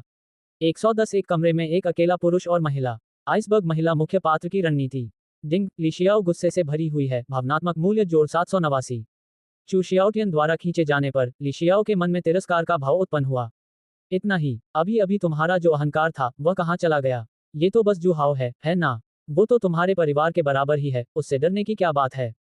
हालांकि उसने कहा कि उसे डर नहीं है, लेकिन वास्तव में ली शियाओ में जू हाओ का सामना करने की हिम्मत नहीं थी। उसे डर था कि कहीं वह उससे भाभी को किसी काम से दोबारा लाने के लिए न कह दे। ली शियाओ को पता था, जू हाओ और भाभी के बीच अभी भी 4 दिन का समझौता था। वह सचमुच नहीं चाहता था कि भाभी चलते समय फ्राउनिंग करे। उसे वह दिन याद था जब भाभी और जू हाओ के अलग होने के बाद वह कंपनी में काम करने चली गई थी। दोपहर भर उसकी भौहें तनती नहीं रहीं। ली शियाओ का दिल टूट गया था। ये बेहद ही क्रूर था। पहली बार तो ऐसा हुआ था, अगर ऐसा कुछ और बार हो जाए तो क्या होगा? आक्रोश से भरा हुआ वह सोचने पर मजबूर हो गया, जू हाओ यहाँ क्यों होगा? उसने भी झेंग फीफान की ही तरह सोचा। उन दोनों को लगा कि जू हाओ की नज़र आइसबर्ग के अध्यक्ष लिन चुकिंग पर थी। ली शियाओ इस आइसबर्ग फीमेल लीड को बहुत अच्छी तरह जानती थी। उसका व्यक्तित्व ठंडा और उदासीन था और वह अपने काम में निर्णायक और सावधानीपूर्वक थी। उसके दिल को पिघलाने के लिए लंबे समय तक प्रयास करने के अलावा उसे जीतने का कोई और तरीका नहीं था। ली शियाओ ने उस समय प्रकट होने की योजना बनाई जब लिन चुकिंग को चू परिवार द्वारा दबा दिया गया था और वह निराशा के कगार पर थी। वह उसे चू परिवार से बचने का एक तरीका बताएगा, जिससे उसके मन में उसके प्रति कृतज्ञता और जिज्ञासा की भावना उत्पन्न हो। फिर वह उसे धीरे धीरे, कदम दर कदम जीतता और उसे अपने वश में कर लेता। सब कुछ एकदम सही ढंग से योजनाबद्ध था, लेकिन किसी कारणवश आज जू हाओ को देखकर उसे एक अशुभ पूर्व सूचना हुई। वाह, ये तो जू ग्रुप के प्रेसिडेंट जू हैं। प्रेसिडेंट जू की पहले से ही 7 बेटियां हैं और फिर भी वे इतने जवान दिखते हैं। सचमुच, वह लगभग 30 साल का दिखता है, मुझसे ज्यादा उम्र का नहीं। वह न केवल जवान है बल्कि बेहद आकर्षक भी हैं। वह मेरे पसंदीदा आकर्षक चाचा हैं। ये दुख की बात है कि वह और उनकी पत्नी इतने प्यारे और स्नेही हैं। क्या अगर राष्ट्रपति जू इतने समर्पित न होते तो क्या आप उन्हें अपने पाले में लाने की कोशिश करते? आप इसके काबिल नहीं होते। मैंने राष्ट्रपति जू की पत्नी को देखा है, उनकी कदकाठी और खूबसूरती हमारे राष्ट्रपति से कम नहीं है। राष्ट्रपति जू जैसे बड़े समूह के प्रमुख वास्तव में व्यापार प्रदर्शनी में आए। क्या वे साझेदारों की तलाश कर रहे हैं? मैंने सुना है कि राष्ट्रपति जू कंपनी में सुधार कर रहे हैं और इलेक्ट्रिक वाहन उद्योग में प्रवेश कर रहे हैं। अगर वे हमारी कंपनी के साथ साझेदारी करें तो बहुत अच्छा होगा। उद्धरण चिन्ह किंगटियन इलेक्ट्रॉनिक्स कंपनी लिमिटेड का स्टोर। जू हाओ को आते देख कई रिसेप्शनिस्ट आपस में फुसफुसाने लगी। झेंग फेइफान का चेहरा गंभीर था। वह जू हाओ के प्रति इन लोगों की प्रशंसा से चिढ़ गया था। इन्हीं लोगों के लगातार यह कहने के कारण कि जू हाओ कितना अच्छा था, उसने जू हाओ को गलत समझा, जो उसके पिता का हत्यारा था। उसे चाचा कहना, एक चोर को अपना पिता मानना। लिन चुकिंग ने भी उनकी बातचीत सुनी। उसके दिल में थोड़ी हलचल हुई और उसकी निगाहें जू हाओ की ओर मुड़ गईं। उसे कुछ याद आया। जू हाओ ने लियू परिवार की नई ऊर्जा वाहन कंपनी का अधिग्रहण कर लिया था। उस कंपनी की उसके साथ साझेदारी थी। चू परिवार द्वारा किए गए दमन के दौरान उन्होंने कई साथियों से मुलाकात की थी, लेकिन वह कभी लियू परिवार के घर नहीं गई थी। आधिकारिक स्पष्टीकरण के अनुसार सबसे पहले तो इसलिए क्योंकि लियू परिवार के पिता और पुत्र की कार दुर्घटना में मृत्यु हो गई थी। दूसरी बात, यह एक छोटी कंपनी थी जो ज्यादा माल बेच नहीं पाती थी। वह ये बात कैसे भूल सकती थी कि लियू परिवार की कंपनी को जू ग्रुप ने अधिग्रहित कर लिया था। जूस ग्रुप लियू परिवार से अलग था, उसके पास पैसों की कमी नहीं थी। उसने सुना था कि जू हाओ हाल ही में नई ऊर्जा वाले इलेक्ट्रिक वाहनों के उत्पादन का दायरा बढ़ा रहा है। इलेक्ट्रिक वाहनों के उत्पादन के लिए नई ऊर्जा वाली बैटरियों की आवश्यकता थी और उनके पास इनका काफी स्टॉक था। सबसे महत्वपूर्ण बात यह थी कि जूस ग्रुप $1 अरब का समूह था, जो चू परिवार से किसी भी तरह से कमजोर नहीं था। चू परिवार के रवैये को लेकर चिंता करने की कोई जरूरत नहीं थी। लिन चुकिंग का दिल तेजी से धड़कने लगा और उसकी सांसें तेज हो गईं। हाल ही में चू परिवार द्वारा उसकी कंपनी को बुरी तरह से दबा दिया गया था, तो अब आशा की किरण देखकर वह उत्साहित क्यों नहीं होती? राष्ट्रपति जू की यात्रा हमारे लिए सम्मान की बात है। आपको पहले बधाई न देने के लिए क्षमा करें। नौकरानियों को चाय बनाने का निर्देश देने के बाद लिन चुकिंग जल्दी से आगे बढ़कर उनका अभिवादन करने लगी। वह जू हाओ को सोफे तक ले गई और बैठ गई। लिन चुकिंग ने सूक्ष्मता से पूछताछ की, क्या राष्ट्रपति जू के पास इस व्यापार प्रदर्शनी में भाग लेने का भी समय है? बस देखने आया था। जू हाओ मुस्कुराया, उसके चेहरे के भावों को समझना मुश्किल था। मेरी अचानक यात्रा से राष्ट्रपति लिन को कोई परेशानी तो नहीं हुई होगी? उनकी उपस्थिति यहाँ निश्चित रूप से आकस्मिक नहीं थी। नई ऊर्जा वाली इलेक्ट्रिक वाहनों के बाजार की जांच करने के बाद खुफिया जानकारी से पता चला कि लिन चुकिंग भी यहीं मौजूद थी। क्या ये झेंग फीफान की कंपनी के आइसबर्ग प्रेसिडेंट नहीं है? महिला मुख्य किरदारों में से एक। जू हाओ उससे मिलने की बहुत इच्छा रखता था। चरित्र, लिन चुकिंग। पहचान, किंगटियन इलेक्ट्रॉनिक्स कंपनी लिमिटेड की अध्यक्ष, शहरी फूल संरक्षक की महिला प्रमुख। चार्म 95, पूर्ण मूल्य 100। शक्ति 11, सामान्य व्यक्ति 10 234। AI model Jaimini -2.5 flash. काया 10, सामान्य 10। स्पिरिट 11, सामान्य 10। स्नेह 0। उन्हें निराशा नहीं हुई। उसकी सुंदरता और शारीरिक बनावट दोनों ही उन महिला नायिकाओं से कहीं बेहतर थी जिनसे वह पहले मिल चुका था। ये बात पहले भी कही जा चुकी है। अस्थि मज्जा शुद्धिकरण की गोली लेने के बाद कोई खास फर्क नहीं पड़ा। नहीं, मुझे अभी थोड़ी सी समस्या हुई थी और राष्ट्रपति जू ने आकर मेरी मदद की। कुछ औपचारिकताओं के बाद जू हाओ ने भावुक होकर कहा, राष्ट्रपति लिन, इतनी कम उम्र में आपने दिवालियापन के कगार पर खड़ी कंपनी को कई 100 मिलियन के बाजार मूल्य वाली कंपनी में बदल दिया है। युवा पीढ़ी वास्तव में बहुत ही प्रतिभाशाली है। राष्ट्रपति जू मजाक कर रहे हैं, मैं तो बस यूं ही कोशिश कर रहा हूं। राष्ट्रपति जू हमारी पीढ़ी के सच्चे आदर्श हैं। लिन चुकिंग को कुछ हद तक खुशी हुई। ये बात बिल्कुल सच थी। शंघाई में उन्हें आइसबर्ग प्रेसिडेंट के नाम से जाना जाता था, लेकिन उनकी प्रसिद्धि जू हाओ जितनी महान नहीं थी। इस व्यक्ति ने शून्य से शुरुआत करके एक अरबों डॉलर की कंपनी खड़ी की, जो कई उद्यमियों के लिए एक आदर्श के रूप में मानी जाने वाली एक महान हस्ती है। उसके विचारों में बदलाव आया और लिन चुकिंग की आंखें चमक उठीं। राष्ट्रपति जू न केवल अपनी पीढ़ी के दिग्गज हैं, बल्कि उनकी कई बेटियां भी असाधारण हैं। मैंने सुना है कि राष्ट्रपति जू की सबसे बड़ी बेटियां भी व्यापार जगत में विलक्षण प्रतिभा की धनी हैं। क्या आप मिंगकोंग की बात कर रहे हैं? वह लड़की अपने करियर के प्रति समर्पित है। स्नातक होने के बाद से ही वह घूमने फिरने में लगी हुई है और कभी घर वापस नहीं आई। उनकी आवाज में उदासी की झलक थी। लिन चुकिंग के चेहरे पर तनाव के भाव उभर आए। वह अनौपचारिक बातचीत करना चाहती थी ताकि उनके बीच अच्छा प्रभाव और गहरा हो सके, जिससे वह बाद में जू हाओ के साथ सहयोग के विषय को उठा सके। अब उसने सब गड़बड़ कर दिया था। उसे जू हाओ की दूसरी लिंगर का जिक्र पहले ही कर देना चाहिए था। लिन चुकिंग की व्यावसायिक प्रतिभा उनकी व्यक्तिगत क्षमता में भी झलकती थी। वह वास्तव में पारस्परिक संचार में अच्छी नहीं थी। दरअसल, अगर चू परिवार द्वारा उसे इतनी बुरी तरह से दबाया न गया होता, तो वह दूसरों की चापलूसी करने की हद तक नहीं गिरती। उसके होंठों के कोने पर एक बनावटी मुस्कान दिखाई दी। शायद वह कुछ बड़ा हासिल करना चाहती है। जब वह कुछ हासिल कर लेगी, तो वापस आ जाएगी। ये सच है। जू हाओ ने अर्थपूर्ण मुस्कान दी। सबसे बड़ी लिंगर का उसके प्रति जो भी रवैया हो, क्या आप उसकी पकड़ से बचना चाहते हैं? असंभव। वह अभी भी एक दिव्य ड्रैगन को बुलाने के लिए 7 लिंगर को इकट्ठा करने की प्रतीक्षा कर रहा था। ये जानते हुए कि जू हाओ इसलिए दुखी था क्योंकि उसकी लिंग एर उससे मिलने घर नहीं आई थी, लिन चुकिंग ने जानबूझकर इस विषय से परहेज किया। उसने व्यापारिक मामलों के बारे में बात करना शुरू कर दिया। लिन चुकिंग को जू हाओ की कुछ अंतर्दृष्टियों से बहुत लाभ हुआ। पलक झपकते ही आधा घंटा बीत गया। इस आइसबर्ग प्रेसिडेंट से मिलने और एक अच्छा प्रभाव छोड़ने के बाद जू हाओ ने जाने की योजना बनाई। इस समय लिन चुकिंग को हिचकिचाते हुए देखकर उसने उत्सुकता से पूछा, राष्ट्रपति लिन, क्या कोई बात है? लिन चुकिंग ने थोड़ा शर्मिंदा महसूस करते हुए अपने होंठ सिकोड़े, लेकिन फिर भी बोली, राष्ट्रपति जू, आपने उल्लेख किया कि आपकी कंपनी हाल ही में नई ऊर्जा वाले इलेक्ट्रिक वाहनों के उत्पादन का विस्तार कर रही है। क्या आप मेरी कंपनी के साथ सहयोग करने में रुचि रखते हैं? जू हाओ तुरंत समझ गया कि क्या हो रहा है। वह आज सिर्फ अभिनेत्री से मिलने आया था और उसने अभी तक ये तय नहीं किया था कि उसे कैसे वश में किया जाए। लिन चुकिंग द्वारा सहयोग का जिक्र सुनकर उसने अपनी भौहें ऊपर उठा ली। सहयोग है ना? जू हाओ ने कुछ बुदबुदाया। उसने चारों ओर देखा और पाया कि कई लोग उन्हें देख रहे थे। लिन चुकिंग तुरंत समझ गई। जू हाओ ने सीधे तौर पर इनकार नहीं किया, जिसका मतलब था कि वह सहयोग के लिए तैयार थे। लेकिन फिलहाल चू परिवार उसे निशाना बना रहा था। अगर वह खुलेआम सहयोग करने के लिए सहमत हो जाता, तो क्या ये चू परिवार का खुलेआम विरोध करना नहीं होता? यहां तक कि अरबों डॉलर की कंपनी भी ऐसा नहीं करेगी। राष्ट्रपति जू, लॉबी में मिलने वाली चाय शायद आपको पसंद ना आए। क्यों ना हम दफ्तर चलें? वहां आपके लिए द हॉन पाव एक प्रकार का व्यंजन उपलब्ध है। तो चलिए, एक बार देख लेते हैं। जू हाओ ने हल्की सी मुस्कान दी। ये आइसबर्ग राष्ट्रपति आखिरकार पूरी तरह से अनभिज्ञ नहीं था। लिन चुकिंग के चेहरे पर खुशी झलक रही थी और उसने तुरंत जू हाओ को कार्यालय ले जाने की तैयारी शुरू कर दी। इस स्थिति में जेंग फीफान इसे स्वीकार नहीं करेगी। जू हाओ के आने के क्षण से ही वह हाई अलर्ट पर था। जू हाओ की उम्र देखकर धोखा मत खाए, उनके इश्कबाजी के हुनर में कोई कसर नहीं थी। खूबसूरत मकान मालकिन शियाओ वानलिंग जू परिवार में कुछ ही दिन रही थी कि उसे तीसरे स्तर तक ले जाया गया और वह स्वेच्छा से रखेल बन गई। वह किसी भी कीमत पर जू हाओ को अपने भाई की मंगेतर को अपने वश में करने नहीं दे सकता था। उसकी निगाहें जू हाओ पर टिकी हुई थीं। अगर जू हाओ ने लिन चुकिंग के प्रति जरा सा भी अनुचित व्यवहार किया, तो वह तुरंत हस्तक्षेप करेगा। वह कुछ ज्यादा ही सोच रहा था। जू हाओ ने सार्वजनिक रूप से लिन चुकिंग के प्रति कोई शारीरिक हरकत नहीं की। हालांकि जेंग फीफान अभी भी बहुत गुस्से में था, क्योंकि उसने जू हाओ को आइसबर्ग प्रेसिडेंट के साथ खुशी खुशी बातचीत करते देखा था, जिससे उसने खुद मुश्किल से कुछ शब्द ही बोले थे। जब जेंग फीफान ने सुना कि लिन चुकिंग ने उसे निजी बातचीत के लिए कार्यालय में बुलाया है, जो कि जू हाओ का इशारा था, तो वह तुरंत उन्हें रोकने के लिए आगे बढ़ा। वह एक कमरे में अकेले एक पुरुष और एक महिला के साथ सहज महसूस नहीं कर सकता था। उस खूबसूरत मकान मालकिन ने उसे एक गहरा सबक सिखाया था। जेंग फीफान ने अपने अच्छे भाई से वादा किया था कि वह उसकी मंगेतर का अच्छे से ख्याल रखेगा। कुछ समय साथ बिताने के बाद वह भी इस आइसबर्ग प्रेसिडेंट के स्वभाव और रूप रंग से मोहित हो गया। वह उसे जू हाओ द्वारा धोखा खाते हुए नहीं देख सकता था। ये तो बस एक सहयोग है, इसमें छिपाने वाली क्या बात है? ऑफिस में बात करने की क्या जरूरत है? जू हाओ के होठों पर मुस्कान खिल उठी।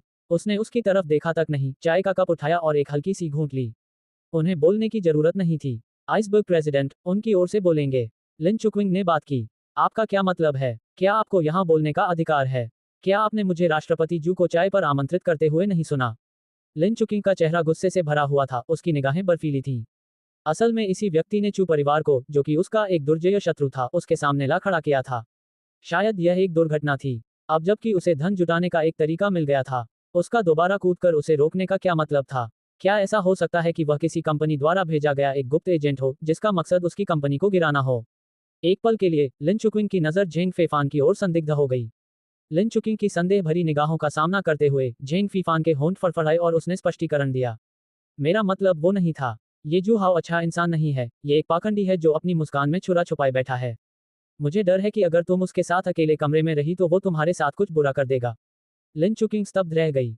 235 एआई मॉडल जैमिनी -2.5 फ्लैश। उन्होंने शांत भाव से चाय पी रहे जू हाओ की ओर देखा, जिनका व्यवहार परिष्कृत और सौम्य था। फिर उसने झेंग फीफान की ओर देखा, जो सुरक्षा गार्ड की वर्दी में भी बेहद घटिया लग रहा था। आखिर खलनायक कौन है? इस समय जू हाओ ने कड़वी मुस्कान के साथ बात की। फीफान, कम से कम तुम्हारे पिताजी और मैं अच्छे दोस्त हैं और तुम मुझे अंकल जू कहकर बुलाती थी। मुझे ये देखकर बहुत दुख होता है कि तुम अभी तक अपने पिता की कार दुर्घटना के सदमे से उबर नहीं पाए हो। जब जेंग फेफान ने सुना कि जू हाओ जानबूझकर इस बात का जिक्र कर रहा है कि वह उसे चाचा कहकर पुकारता था, तो उसकी आंखें गुस्से से लाल हो उठीं और उसने अपने दांत भींच लिए। अगर तुम में हिम्मत है तो मेरे साथ दिखावा मत करो। क्या आपका काम हो गया है या नहीं? इससे पहले कि झेंग फीफान अपनी बात पूरी कर पाती, लिन चुकिंग ने तुरंत बीच में दखल दे दिया। जू हाओ की बातों से उसे काफी हद तक समझ आ गया था कि क्या हो रहा है। ऐसा प्रतीत होता था कि जू हाओ और झेंग फीफान के पिता एक दूसरे को जानते थे। झेंग फीफान जू हाओ को अंकल कहकर बुलाती थी, इसलिए उनके बीच अच्छे संबंध रहे होंगे। लेकिन बाद में झेंग फीफान ने किसी तरह अपने पिता की मृत्यु का आरोप जू हाओ पर लगा दिया। वे दुश्मन बन गए। लिन चुकिंग को सच्चाई का पता नहीं था और वह कुछ कह भी नहीं सकी। लेकिन जू हाओ के शब्दों और कार्यों को देखकर ऐसा नहीं लगता था कि वह उस तरह का खलनायक होगा जो किसी दोस्त को धोखा देगा। झेंग फीफान को चिल्लाते और चीखते हुए देखकर, जिससे उसकी कंपनी की छवि खराब हो रही थी और जू हाओ नाराज हो गया था। वह इसे और बर्दाश्त नहीं कर सकती थी। जू हाओ अब भी उनके विशिष्ट अतिथि थे। वह चू परिवार की नाकाबंदी को तोड़ने की उसकी उम्मीद भी था। अभी, तुरंत, इसी वक्त, यहाँ से चले जाओ। मैं तुम्हें दोबारा नहीं देखना चाहता। लिन चुकिंग की आंखें ठंडी थीं। झेंग फीफान चुप हो गया, आखिरकार उसने अपनी मुठ्ठियां ढीली की और अनिच्छा से एक तरफ हट गया। तभी लिन चुकिंग ने अपना सिर घुमाया और माफी मांगी। माफ कीजिए, राष्ट्रपति जू, इस व्यक्ति को मैंने बहुत पहले ही नौकरी से निकाल दिया था, लेकिन वह बेशर्मी से मेरा पीछा करने पर अड़ा रहा। आशा है कि आपको हुई असुविधा के लिए आप क्षमा कर देंगे। जू हाओ ने उदासीनता से अपना हाथ हिलाया। मैं इतनी छोटी सी बात पर ध्यान नहीं दूंगा। इसके बाद लिन चुकिंग ने आगे बढ़कर जू हाओ को बगल वाले कार्यालय तक पहुंचाया। जैसे ही जू हाओ उसके पास से गुजरा, झेंग फीफान लगभग अपनी हत्या की मंशा को नियंत्रित नहीं कर सका और उसे मौके पर ही मार डालना चाहता था। वह हद से ज्यादा पाखंडी था। वह जू हाओ की असलियत जानता था। जिस महिला को वह पसंद करता था, उसके सामने उसे सभ्य और मिलनसार होने का दिखावा करते देख, वह क्रोधित हुए बिना नहीं रह सका। जब वह जू हाओ को देख रहा था, तब बाइलिंग भी उसे ध्यान से घूर रही थी, किसी भी क्षण कार्रवाई करने के लिए तैयार। वह मास्टर को जरा भी खतरे में नहीं पड़ने देती थी। झेंग फेफान अंततः फूट नहीं पाया। उसने बेबसी से देखा जब जू हाओ और लिन चुकिंग ने कार्यालय में प्रवेश किया और दरवाजा क्लिक की आवाज के साथ बंद हो गया। झेंग फीफान का चेहरा किसी बर्तन के तले की तरह काला पड़ गया था। डिंग। झेंग फीफान आक्रोश से भरी हुई है, भावनात्मक मूल्य जोड़ 888। डिंग। झेंग फीफान बेहद गुस्से में है, भावनात्मक मूल्य जोड़ 999। दफ्तर पहुंचने पर लिन चुकिंग को दा होन पाओ चाय मिली और उसने उसे जू हाओ के लिए बनाया। व्यवसायियों के बीच एक आम रणनीति यह है कि वे मेहमानों को अच्छी चाय पिलाकर उनका स्वागत करते हैं। उसने अच्छी चाय बनाना भी सीख लिया था, जिससे बातचीत के दौरान अच्छा प्रभाव पड़ सकता था। शायद सहयोग का मामला सुलझ जाएगा। उसे आश्चर्य हुआ कि क्या आइस क्वीन का पूरा ध्यान काम पर ही था, क्योंकि उसकी चाय कला को देखना सचमुच असहनीय था। बेशक, जू हाओ ने दिखावा करने के लिए खुद चाय बनाने और परोसने का जिम्मा लेने के लिए स्वेच्छा से आगे नहीं आया था। ये निरर्थक होगा। पहले, जब वह महिलाओं के सामने अपने कौशल का प्रदर्शन करता था, तो वह प्रत्यक्ष शिक्षण के माध्यम से भावनात्मक मूल्य प्राप्त कर सकता था। शाओ वानलिंग ने उसे तब देखा जब वह अपने लिए चाय बना रहा था क्योंकि वह उसे पीना चाहता था। उसे उनकी प्रशंसा हुई और उसने उनसे मार्गदर्शन मांगा। फिर धीरे धीरे वह उसके वश में आ गई। इस आइस क्वीन के लिए चाय बनाना और बदले में कोई लाभ न मिलना, एक सिंप होने और इसमें क्या फर्क है? उसे कुछ हद तक सदमे का भावनात्मक प्रभाव महसूस होना चाहिए। माफ कीजिए, अब उसके पास 100,000 से अधिक थे और उसे उस थोड़ी सी बात की परवाह नहीं थी। नायक की सौतेली माँ के साथ दोबारा सोने जाना या लिंगर को अनुशासित करना इससे कहीं अधिक परिणाम देगा। इस बर्फीली रानी को हराने के लिए उसे एक दीर्घकालिक योजना की आवश्यकता थी। राष्ट्रपति जू, मैं ईमानदारी से सहयोग करना चाहता हूं और कीमत पर बातचीत की जा सकती है। चाय बनाने के बाद लिन चुकिंग ने नई उम्मीद के साथ जू हाओ की ओर देखा। मैं राष्ट्रपति लिन की वर्तमान स्थिति से अवगत हूँ, लेकिन राष्ट्रपति लिन को शायद किसी बात की जानकारी न हो। दरअसल मैं चू परिवार के मुखिया चू शियोंग का अच्छा मित्र हूँ। जू हाओ ने चाय का प्याला उठाया, उस पर फूंक मारी और कहा। लिन चुकिंग ने भौहें चढ़ा लीं। उसे अचानक चू शियाओटियन की याद आ गई, जिसने मानो जू हाओ को अंकल जू कहकर पुकारा था। इससे ऐसा प्रतीत होता था कि जू हाओ के चू परिवार के साथ अच्छे संबंध थे। चू परिवार उसे दबा रहा था, तो जू हाओ उसकी मदद कैसे कर सकता था। लिन चुकिंग को अचानक कड़वाहट महसूस हुई। उसने सोचा था कि जू हाओ के सहयोग करने से इनकार न करने से उसे उम्मीद मिली थी। अब वह उम्मीद एक बार फिर चकनाचूर हो गई। अपना वाक्य समाप्त करने के बाद जू हाओ ने कुछ नहीं कहा और चुपचाप अपनी चाय पीता रहा। जब उसने लिन चुकिंग के चेहरे पर निराशा का भाव देखा, तभी उसे पता चला कि सही समय आ गया है, और उसने शरारती मुस्कान के साथ जवाब दिया। मैंने कहा कि चू परिवार के साथ मेरे अच्छे संबंध हैं, लेकिन मैंने यह नहीं कहा कि मैं राष्ट्रपति लिन के साथ सहयोग नहीं करूंगा। 111 बर्फीली रानी राष्ट्रपति की अनोखी घटना। भोजन की व्यवस्था। बुडोर विस्पर। लिन चुकिंग ने हैरानी से ऊपर देखा। इस समय आइस क्वीन प्रेसिडेंट थोड़ी हैरान और प्यारी लग रही थी। इसके तुरंत बाद उसे सुखद आश्चर्य की एक तीव्र लहर महसूस हुई। राष्ट्रपति जू, क्या आपका मतलब यह है कि आप मेरे साथ सहयोग करने को तैयार हैं? शुरू में मैंने सहयोग करने की योजना नहीं बनाई थी। हालांकि आप लोगों के बीच की सारी शिकायतें चू परिवार के बच्चे की समस्या हैं, लेकिन चू भाई के सम्मान में मैं इसमें दखल नहीं दूंगा। थोड़ी देर रुककर जू हाओ के लहजे में बदलाव आया। हालांकि राष्ट्रपति लिन में मुझे अपनी लिंगर मिंगकोन की झलक दिखती है। मुश्किलों का सामना करते हुए हार न मानने की उनकी भावना की मैं वास्तव में सराहना करती हूँ। उसने जो कुछ भी कहा वह सब बकवास था। इसका मकसद सिर्फ इस बर्फीली रानी के दिल में एक अच्छी छाप छोड़ना था। उसकी नजरें सिर्फ फायदों और लाभों पर टिकी थी। उसे इस बात की परवाह नहीं थी कि कौन सही है या कौन गलत। लिन चुकिंग की उदासी दूर हो गई। उसकी निगाहों में जू हाओ के प्रति थोड़ी सी प्रशंसा झलक रही थी। जू हाओ के शब्दों से उसने 3 गुणों को समझा। यदि किसी मित्र से कोई गलती हो जाती थी और उससे लाभ का मामला जुड़ा होता था, तब भी वह हस्तक्षेप न करने का विकल्प चुनता था। उनकी निष्पक्षता और वफादारी को उजागर करते हुए। 236 एआई मॉडल जैमिनी -2.5 फ्लैश। क्योंकि वह उसकी लिंगर से मिलती जुलती थी, इसलिए वह उसके साथ सहयोग करने को तैयार था। इससे लिंगर के प्रति उनका गहरा पितृ प्रेम प्रकट होता है। इतना प्यार करने वाला और स्नेहशील व्यक्ति, जैसा कि झेंग फीफान ने कहा, अपने पिता को नुकसान कैसे पहुंचा सकता है। धन्यवाद राष्ट्रपति जू, आपके भरोसे के लिए धन्यवाद। एक नई उम्मीद जगी। लिन चुकिंग ने जू हाओ को कृतज्ञतापूर्वक धन्यवाद दिया। सहयोग ठीक है, लेकिन मेरी एक शर्त है। जू हाओ को अपनी बीमारी के बारे में बताते हुए सुनकर लिन चुकिंग का दिल एक पल के लिए रुक गया और उसने गहरी सांस ली। कृपया मुझे बताएं राष्ट्रपति जू, अगर यह मेरे बस में है तो मैं देरी नहीं करूंगा। राष्ट्रपति लिन की कंपनी के उत्पादों के लिए मैं पहले सामान का भुगतान करना चाहता हूं और बाद में उसे लेना चाहता हूं। जैसा कि आप जानते हैं, मेरी कंपनी वर्तमान में बड़े पैमाने पर इलेक्ट्रिक वाहनों का उत्पादन कर रही है और अभी तक बहुत अधिक तैयार उत्पाद नहीं बनाए हैं, इसलिए नई ऊर्जा बैटरियों की मांग उतनी मजबूत नहीं है। कुछ देर रुकने के बाद जू हाओ ने बोलना जारी रखा। साथ ही भाईचू के साथ मेरे संबंध के बारे में मैं फिलहाल नहीं चाहता कि उन्हें पता चले कि हमने सहयोग समझौता कर लिया है। लिन चुकिंग का दिमाग थोड़ा उलझन में था। अगर उसने गलत नहीं सुना होता तो जू हाओ का मतलब ये था। वह उसके पास मौजूद किसी भी मात्रा में उत्पादों के लिए अग्रिम भुगतान कर सकता था और उसे फिलहाल उन्हें उसे सौंपने की आवश्यकता नहीं होगी। क्या यह उसके लिए कुछ ज्यादा ही अच्छा नहीं था? ऐसा लग रहा था मानो वह उस पर मुफ्त में निवेश कर रहा हो। निवेश के विपरीत जू हाओ उत्पादों के लिए भुगतान कर रहा था, शेयरों में निवेश नहीं कर रहा था। लेकिन उत्पाद उसके पास ही रहेंगे। राष्ट्रपति जू, क्या ये अनुचित नहीं होगा? जैसे आसमान से कोई पाई गिर गई हो। लिन चुकिंग हिचकिचा उठी। राष्ट्रपति लिन अनिच्छुक हैं? जू हाओ ने भौहें उठाकर पूछा। नहीं नहीं, लिन चुकिंग ने बार बार अपना सिर हिलाया। ये सहयोग पूरी तरह से उसके हित में था, वह अनिच्छुक कैसे हो सकती थी? राष्ट्रपति जू, यदि आप सामान नहीं लेते और उसे मेरी कंपनी में नहीं छोड़ते, तो क्या आपको बाद में उत्पादों के साथ समस्या होने का डर नहीं है? जू हाओ ने दिल खोलकर हंसते हुए बड़े ही सहज अंदाज में कहा। अगर कोई और होता तो मुझे बहुत चिंता होती, लेकिन राष्ट्रपति लिन के लिए मेरे मन में एक अकथनीय विश्वास है। लिन चुकिंग थोड़ी भावुक हो गई। जब से उन्हें कंपनी विरासत में मिली है, तब से उन्हें केवल संदेह और अविश्वास का ही सामना करना पड़ा है। ये पहली बार था जब किसी ने उस पर इतना बिना शर्त भरोसा किया था। उसने भारी स्वर में सिर हिलाया। चूंकि ऐसा है, इसलिए मैं सहयोग के लिए सहमत हूँ। कृपया निश्चिंत रहें राष्ट्रपति जू, मैं गारंटी देता हूँ कि सामान में जरा सी भी खामी नहीं होगी। बेशक जू हाओ को महिला मुख्य किरदार के वादे पर भरोसा था, या यूं कहें कि यह असल में आस्था के बारे में नहीं था, क्योंकि तब तक वह उसकी हो चुकी होगी, तो उसे सामान की कमी की चिंता क्यों होगी? जी हाँ, जू हाओ प्रतिभा और संपत्ति दोनों के दोहरे अधिग्रहण का लक्ष्य रख रहे थे। वह उसे चाहता था, वह भी उसका साथ चाहता था। उन्हें पता चला कि लिन चुकिंग की कंपनी एक नई बैटरी तकनीक विकसित कर रही है। अगर वह सचमुच कुछ महत्वपूर्ण उपलब्धि हासिल कर लेती है, तो यह असाधारण होगा। जू हाओ ने नई ऊर्जा वाले इलेक्ट्रिक वाहन क्षेत्र में अपना दबदबा बनाने के लिए अन्य उद्योगों में अपना पहला कदम रखने की योजना बनाई। अब वह इलेक्ट्रिक वाहनों का उत्पादन बढ़ा रहा था और इस संभ्रांत महिला मुख्य किरदार के हाथों में नई बैटरी तकनीक थी। वह स्वाभाविक रूप से इसे जाने नहीं देगा। और चू परिवार, जो कि भाभी याओ शिनरुई द्वारा नियंत्रित इलेक्ट्रॉनिक्स कंपनी है, जू हाओ भी इसे हासिल करना चाहता था। सामान लिए बिना भुगतान करने का कारण वास्तव में चू शियोंग ही था। ये केवल अस्थायी था। उसने पहले ही लोगों को गुप्त रूप से चू परिवार की जांच करने के लिए भेज दिया था और एक बार चू परिवार को गिराकर वश में कर लिया गया, उन्हें अब उस बात की चिंता नहीं रहेगी। ऐसा कहने से महिला मुख्य अभिनेत्री की ओर से भी सद्भावना की लहर उठ सकती है, तो वह ऐसा क्यों नहीं करेगा। उसने सिस्टम इंटरफेस पर एक नज़र डाली। डिंग, लिन चुकिंग भावुक हो गई। भावनात्मक मूल्य जोड़ 123। इसके बाद दोनों ने सहयोग के विवरण पर चर्चा की। अपने तकनीकी अनुसंधान और विकास के लिए धन जुटाने के लिए लिन चुकिंग 80 मिलियन मूल्य के अपने इन्वेंट्री को खाली करना चाहती थी।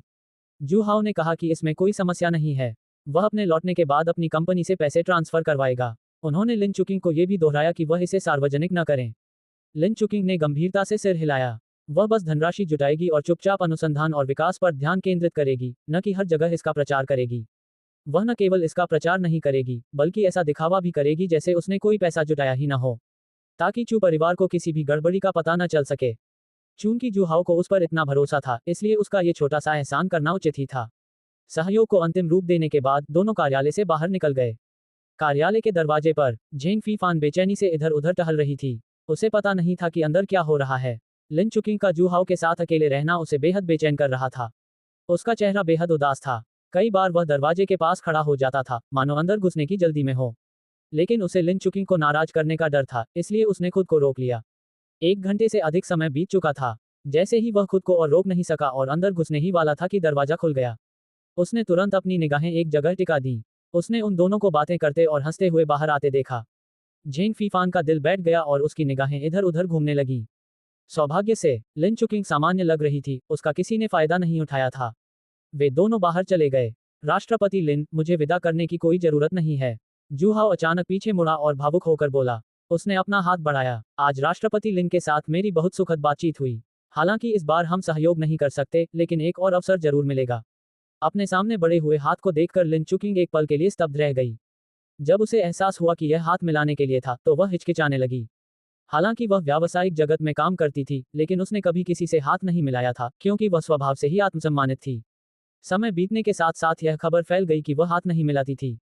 बाद में, जब दूसरों ने उनके साथ सहयोग के बारे में चर्चा की, तो उन्होंने कभी उनसे हाथ मिलाने की कोशिश नहीं की।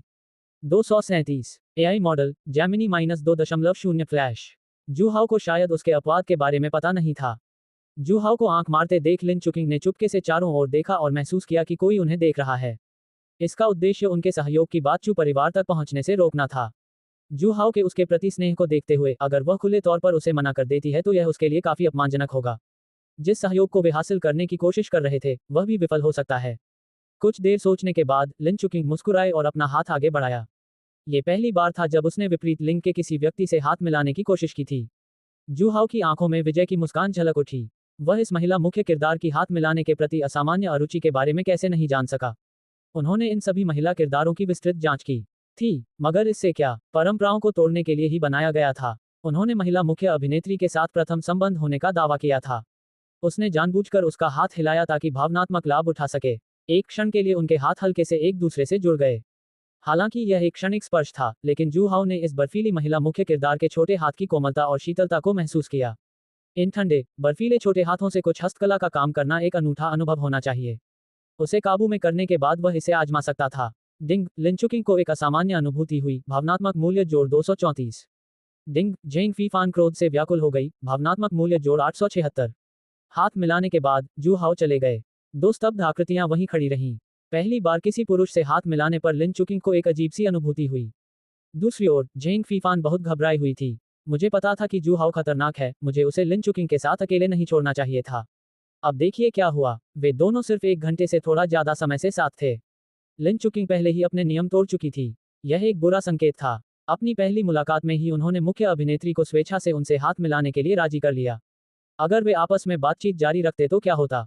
झेंग फीफान को लिन चुकिंग में खूबसूरत मकान मालकिन की परछाई दिखाई दी। ये सिलसिला जारी नहीं रह सकता था, उसे कुछ करना ही था। बहुत सोच विचार के बाद उसने निराशा में आह भरी। पिछले कुछ दिनों से वह जू हाओ की जांच करना बंद नहीं कर रहा था। उसने शुरू में सोचा था कि जूहाओ जैसा धूर्त खलनायक, जिसने इतनी बड़ी कंपनी को शून्य से खड़ा किया, उसने कई बुरे काम किए होंगे। हालांकि नतीजों ने उन्हें चौंका दिया। जांच से पता चला कि जू ग्रुप पूरी तरह से बेदाग था और जूहाओ ने कभी कोई अपराध नहीं किया था। क्या जूहाओ सचमुच एक अच्छा इंसान हो सकता है? झेंग फीफान को इस बात पर विश्वास नहीं हुआ।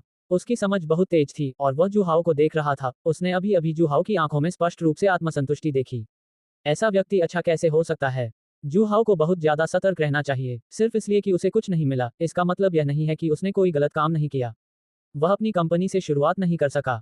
तो फिर जूहाओ का क्या हुआ? उसके पास एक मध्य स्तर का आंतरिक शक्ति मिंगजिन गुरु था जो उसकी रक्षा कर रहा था। वह उसे मार नहीं सका। कोई समाधान नहीं। जहां तक जूहाओ के आसपास के लोगों को निशाना बनाने की बात है, उसने इस बारे में सोचा ही नहीं था। आखिरकार मुख्य पात्र तो मुख्य पात्र ही था। उनका नैतिक चरित्र अब भी भरोसेमंद था। अगर यह जूहाओ होता तो उसे इतनी परवाह नहीं होती।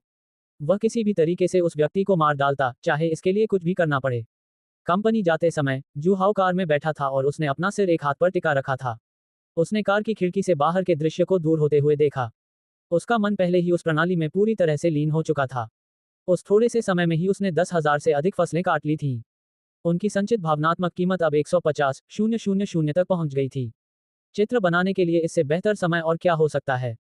कुछ देर तक प्रीमियम ड्रॉ और रेगुलर ड्रॉ के बीच दुविधा में रहने के बाद जूहाओ ने एक और प्रीमियम ड्रॉ आजमाने का फैसला किया। उन्हें उम्मीद थी कि पिछली बार की तरह कोई चमत्कार होगा और उन्होंने अपने निजी अंगरक्षक बाय लिंक को बुलाया। वह अब भी रेगुलर ड्रॉ को प्राथमिकता देगा और प्रीमियम ड्रॉ को अंतिम मुकाबले के रूप में रखेगा। वह मन ही मन चित्र बनाओ का जाप कर रहा था। डिंग, बधाई हो मेजबान, आपने एक इनाम जीता है। वस्तु, हेहुआ सान का उत्तेजक पाउडर। रंगहीन और गंधहीन होने के कारण यह एक ऐसी लत पैदा करता है जिससे बचना असंभव है। अरे ये क्या सिस्टम को यकीन था कि वह उसके साथ छेड़छाड़ नहीं कर रहा था? अपनी हैसियत के साथ क्या उसे महिलाओं को जीतने के लिए वाकई इसकी जरूरत थी? क्या उसका सौभाग्य समाप्त हो गया था? इससे तो कपड़े का एक टुकड़ा भी ज्यादा भरोसेमंद होगा। डिंग, बधाई हो मेजबान, आपने इनाम जीता है 10 मुफ्त एट्रीब्यूट पॉइंट्स। 10 अंक देखे हुए काफी समय हो गया है। बुरा नहीं, बुरा नहीं। डिंग, बधाई हो मेजबान, आपने एक पुरस्कार जीता है। पात्र, मिंगजिन शिखर के 2 मृत सैनिक। स्विश, जूहाओ की आंखों में एक तीखी चमक कौंध गई। मिंगजिन पीक के 2 मृत सैनिकों के आने से उसके 2 और शीर्ष अधीनस्थ अधिकारी उसके अधीन आ जाएंगे। अब उसका खुफिया नेटवर्क पहले से ही स्थापित हो चुका था। इस रफ्तार से तो जल्द ही वह पूरी दानव राजधानी की निगरानी करने में सक्षम हो जाएगा। ये तो बस शुरुआत थी, उसका लक्ष्य पूरी दुनिया थी। वह एक ऐसे मुकाम पर पहुंचना चाहता था जहां उसे दुनिया में कहीं भी होने वाली जरा सी भी गड़बड़ी की खबर मिल सके। डिंग, बधाई हो होस्ट, आपने इनाम जीता है 5 मुफ्त एट्रीब्यूट पॉइंट्स। क्या हुआ छोटे भाई? हम थोड़े कमजोर हैं, है ना? जारी रखना। डिंग, बधाई हो मेजबान, आपने एक इनाम जीता है। Item, jadeite love not. अगले ही पल उनके हाथ में जेडाइट से सावधानीपूर्वक तराशा हुआ एक नाजुक कंगन प्रकट हुआ। ये सुनने में तो प्रभावशाली लगा, लेकिन असल में यह एक कंगन निकला। 238 एआई मॉडल जैमिनी -2.5 फ्लैश। इसका अनुभव काफी अच्छा है। ये बेहद चिकना और एकदम साफ लगता है। छोटी बच्चियों को यह जरूर पसंद आएगा। कांच की गुणवत्ता वाले जेडाइट का उपयोग करके की जाने वाली कारीगरी में ही कम से कम करोड़ों डॉलर का खर्च आएगा। हालांकि यह बहुत उपयोगी नहीं है, लेकिन यह उन कामोत्तेजक दवाओं से कहीं बेहतर है। सामान्य लॉटरी समाप्त हो गई।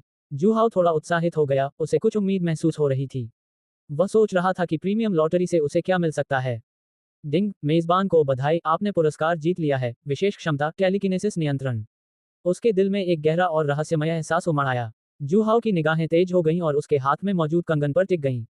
एक चमत्कार हुआ। वह कंगन, जो उसकी हथेली में सपाट पड़ा था, उसी क्षण धीरे धीरे ऊपर उठने लगा। कोई बाहरी समर्थन नहीं था। ऐसा नहीं था कि कोई बाहरी बल मौजूद नहीं था, वास्तव में इसे एक अदृश्य शक्ति द्वारा उठाया जा रहा था। जी हाँ, ये वही टेलीकिनेसिस शक्ति थी जिसे जूहाओ ने अभी अभी महारत हासिल की थी। यह अदृश्य तंतुओं की तरह था। ये दिलचस्प है। जूहाओ मुस्कुराया। टेलीकिनेसिस टेलीपोर्टेशन की तरह आध्यात्मिक शक्ति द्वारा संचालित होती थी। उसे इसका हल्का सा एहसास हुआ। इस ब्रेसलेट को थोड़ी देर के लिए उठाने में ज्यादा ऊर्जा खर्च नहीं हुई। टेलीकिनेसिस के उपयोग की अवधि व्यक्ति की आध्यात्मिक शक्ति, लक्षित वस्तु के वजन और उसकी दूरी से संबंधित थी। अगर यह 100 पाउंड का पत्थर होता तो जूहाओ को यकीन नहीं था कि वह इसे टेलीकिनेसिस से हिला पाएगा, लेकिन दर्जनों पाउंड का पत्थर तो कोई समस्या नहीं होनी चाहिए। हालांकि इसे स्थानांतरित करने से उसकी आध्यात्मिक शक्ति भी कम हो जाएगी। इसका मतलब यह नहीं था कि यह विशेष क्षमता बेकार थी, बल्कि इसके विपरीत ये बेहद उपयोगी थी। कंगन उठाना कोई समस्या नहीं थी। चांदी की सुई के बारे में क्या ख्याल है? चांदी की सुई का कोई वजन नहीं होता था, जिससे इसे कम समय के लिए लंबी दूरी तक नियंत्रित किया जा सकता था। कल्पना कीजिए, युद्ध के दौरान दोनों पक्ष पूरी तरह से ध्यान केंद्रित कर रहे हैं। इस समय वह टेलीकिनेसिस का उपयोग करके एक चांदी की सुई को नियंत्रित करता है। तस्क तस्क, लड़ाई समाप्त। बहुत बढ़िया, उन्हें जीवन बचाने का एक और तरीका मिल गया। अपनी यादों के जागृत होने के बाद उसके पास अरबों की संपत्ति थी, एक बेहद खूबसूरत पत्नी थी, 7 बेटियां थीं जो राष्ट्रों को उखाड़ फेंक सकती थी, और कई नायिकाएं थीं। और भी कई नायिकाएं उसकी विजय की प्रतीक्षा कर रही थीं। जू हाओ अपने जीवन को महत्व देता था और इस व्यापक उपन्यास की दुनिया में जीवन बचाने के जितने अधिक तरीके होंगे उतना ही बेहतर होगा। ऐसा लगता है कि उसे चांदी की सुइयों के कई सेट खरीदने और आपात स्थिति के लिए उन्हें अपने पॉकेट डायमेंशन में रखने की जरूरत थी। लॉटरी समाप्त हो गई। जू हाओ ने अपने एट्रीब्यूट पॉइंट्स का आवंटन शुरू किया। 15 अंक। कुछ हिचकिचाहट के बाद उसने अंततः संविधान और शक्ति में वृद्धि करने का विकल्प चुना। उसकी 0.8 की आत्मा पहले से ही पर्याप्त थी। शक्ति को 10 अंक, शारीरिक क्षमता को 5 अंक। एक परिचित गर्म धारा उभर आई। जू हाओ को स्पष्ट रूप से अपनी ताकत में वृद्धि महसूस हो रही थी। संविधान में हुई वृद्धि ने उन्हें और भी युवा बना दिया। उसकी निगाहें एक पल के लिए झपकी और एट्रीब्यूट इंटरफेस दिखाई दिया। चरित्र, जू हाओ। पहचान, जूस ग्रुप के नियंत्रक। आकर्षण, 93 अधिकतम 100। शक्ति, 100 मिंगजिन शिखर। संविधान, 61 सामान्य व्यक्ति 10। आत्मा, 40 सामान्य व्यक्ति 10। कौशल, करीबी मुकाबला ग्रैंडमास्टर चित्रकला ग्रैंडमास्टर सुलेख ईश्वर स्तर पियानो ग्रैंडमास्टर संगीत मास्टर चाय कला ईश्वर स्तर आग्नेयास्त्र मास्टर 18 मार्शल आर्ट ग्रैंडमास्टर हत्या ग्रैंडमास्टर। सामान, डेजर्ट ईगल मज्जा शुद्धिकरण गोली एक छोटा चमड़े का चाबुक। विशेष, पॉकेट आयाम 1 घन मीटर टेलीपोर्टेशन किडनी को धोखा देना टेलीकिनेसिस। भावनात्मक मूल्य 1086। निःशुल्क विशेषताएं 0। अंततः उनकी शक्ति 100 तक पहुंच गई। जू हाओ को महसूस हुआ कि उसने एक अड़चन को छू लिया है। मिंगजिन शिखर, बस थोड़ा और आगे बढ़ने पर वह डार्क एनर्जी तक पहुंच सकता था। कुछ अन्य लोगों के लिए यह एक ऐसी बाधा थी जिसे वे वर्षों, यहां तक कि दशकों तक पार नहीं कर सके। लेकिन उनके लिए इसमें केवल एक छोटा सा बदलाव ही आवश्यक था। अस्थि मज्जा शुद्धिकरण की 9 गोलियां वितरित की जा चुकी थीं। सु वानकियू, उनकी 4 बेटियां, मकान मालकिन शियाओ वानलिंग, शिक्षक और छात्रा शिया किंगगे और वांग जुइंग, और उनकी दत्तक पुत्री जू फांगफेई। वैसे, क्या शिक्षक छात्र की जोड़ी भी नहीं बनवानी चाहिए? कार जूस ग्रुप में घुस गई। कार्यालय में जिया किंगे और ली युनशु सबसे अच्छे दोस्तों की तरह कानाफूसी कर रहे थे। किंगगे, तुम कह रही हो कि अंकल जू को जवान लड़कियां पसंद हैं? नहीं, ऐसा तो हो ही नहीं सकता, है ना? ली युनशु का सुंदर चेहरा शर्म से लाल हो गया था, उसकी आंखों में सदमे के भाव थे। क्या आपको मुझ पर विश्वास नहीं है? तो क्यों ना आप इसे आजमा कर देखें। 112 नायक को अपनी भाभी को अपने पास लाने दो। खेल खेलो, जीत हासिल करो। जिया क्विंगगे जू हाओ से अपना वादा पूरा कर रही थी। पिछली बार जब जू हाओ ने उसे अस्थि मज्जा शुद्धिकरण की गोली दी थी, तो वह इतनी उत्साहित हो गई थी कि उसने जू हाओ की किसी काम में मदद करने की पेशकश की थी। इसका मकसद अपनी नई सबसे अच्छी दोस्त ली युनशु को मनाना था। वह अपनी सबसे अच्छी दोस्त की सौंदर्य संबंधी पसंद को अप्रत्यक्ष रूप से प्रभावित कर रही थी। उसने बताया कि उसके चाचा कितने आकर्षक थे और उसी उम्र के पुरुष अब कितने अपरिपक्व हैं। उनमें चाचा जैसी समझदारी और देखभाल का भाव नहीं था। कल्पना कीजिए कि एक सुंदर चाचा के साथ रहना कितना सुखद होगा। किसी तरह, जब शिया किंगगे ने एक सुंदर चाचा के बारे में बात की, तो ली युनशु के मन में अनायास ही जू हाओ की छवि उभर आए और उसका चेहरा लाल हो गया। अपनी सबसे अच्छी दोस्त के चेहरे के भाव देखकर शिया किंगगे ने विजयी मुस्कान बिखेरी। अंततः उसने अपनी बात कह दी। मेरे अवलोकन के बाद अंकल जू को हम जैसी युवा और ऊर्जावान लड़कियों से कोई आपत्ति नहीं है। ली युनशु चौंक गई। तुम्हारा इससे क्या मतलब है? शिया किंगगे की निगाहें चारों ओर दौड़ गईं। अंकल जू को हम जैसी छोटी लड़कियां खास तौर पर पसंद हैं। 239 एआई मॉडल जैमिनी -2.5 फ्लैश। ली युनशु ने आश्चर्य और अविश्वास से कहा, नहीं, यह असंभव है, अंकल जू की एक प्यारी पत्नी है। ली युनशु थोड़ा हकलाया, फिर उसके चेहरे के भाव बदल गए और उसने अपनी सबसे अच्छी दोस्त को संदेह भरी नजरों से देखा। शिया किंगगे ऐसा क्यों कहेंगी? क्या ऐसा हो सकता है कि वह पहले से ही अंकल जू के साथ थी? उसकी प्रतिक्रिया देखकर शिया किंगगे को पता चल गया कि कब रुकना है और वह अचानक खिलखिलाकर हंस पड़ी। बिल्कुल नहीं, अंकल जू अपनी बेटियों को बहुत प्यार करते हैं और वे हमारे साथ भी वैसा ही व्यवहार करते हैं जैसा अपनी बेटियों के साथ करते हैं। वूश, ली युनशु ने एक गहरी सांस छोड़ी। उसे यह बात पता थी, अंकल जू को उनके जैसी जवान लड़कियां कैसे पसंद आ सकती हैं। यह एक पिता के स्नेह का ही रूप निकला। उसे थोड़ी निराशा क्यों हुई? पहले अगर उसे पता चलता कि जू हाओ को जवान लड़कियां पसंद हैं, भले ही वह सिर्फ एक अफवाह ही क्यों न हो, तो वह सतर्क हो जाती। पर अब, जू हाओ द्वारा कई बार किए गए वीरतापूर्ण बचाव कार्यों के बाद उसके प्रति उसकी सकारात्मक धारणा उच्च स्तर पर पहुंच गई थी। शिया किंगगे ने यह बात नोटिस की थी, इसलिए उसने ऐसा कहा था। आज बेडरूम में हुई हमारी निजी बातचीत यहीं समाप्त हुई। ली युनशु के दिल में पहले ही एक बीज बोया जा चुका था। जब वह दिन आएगा, तो वह न तो बहुत आश्चर्यचकित होगी और न ही इसे स्वीकार करने में असमर्थ होगी। जिया क्विंगगे के कार्यालय को छोड़कर ली युनशु का नन्हा दिल अभी भी तेजी से धड़क रहा था, शांत नहीं हो पा रहा था। वह रुकी और आगे देखने लगी। उसने जू हाओ को कंपनी में प्रवेश करते हुए और सीईओ के कार्यालय की ओर जाते हुए देखा। ली युनशु के मन में जू हाओ के लिए एक सवाल था और वह तुरंत उसके पीछे चलने के लिए आगे बढ़ गई। वह कार्यालय पहुंची। उनके निजी अंगरक्षक बाई लिंग ने उनके लिए दरवाजा खोला। निजी अंगरक्षक के रूप में बाई लिंग का काम कठिन था, वह सब कुछ करती थी। अब सीईओ के लिए सचिव ढूंढने का समय आ गया था। इस बार तो एक महिला ही होनी चाहिए थी। अगर मुख्य भूमिका में महिला कलाकार हो तो बेहतर होगा। अंकल जू। जैसे ही जू हाओ दरवाजे से अंदर दाखिल हुआ, उसके पीछे से एक आवाज सुनाई दी। ली युनशु ने शू हाओ को जोर से पुकारा, तभी उसने देखा कि एक महिला अभी भी कंपनी के प्रवेश द्वार पर खड़ी है। उसने झट से अपना मुंह ढक लिया और तंग पोशाक पहने महिला की ओर सावधानीपूर्वक नजर डाली। दूसरे पक्ष के चेहरे पर कोई भाव न देखकर उसे थोड़ी राहत महसूस हुई। वह मेरी अंगरक्षक है, कोई बात नहीं, अंदर आओ और मुझे बताओ क्या चल रहा है।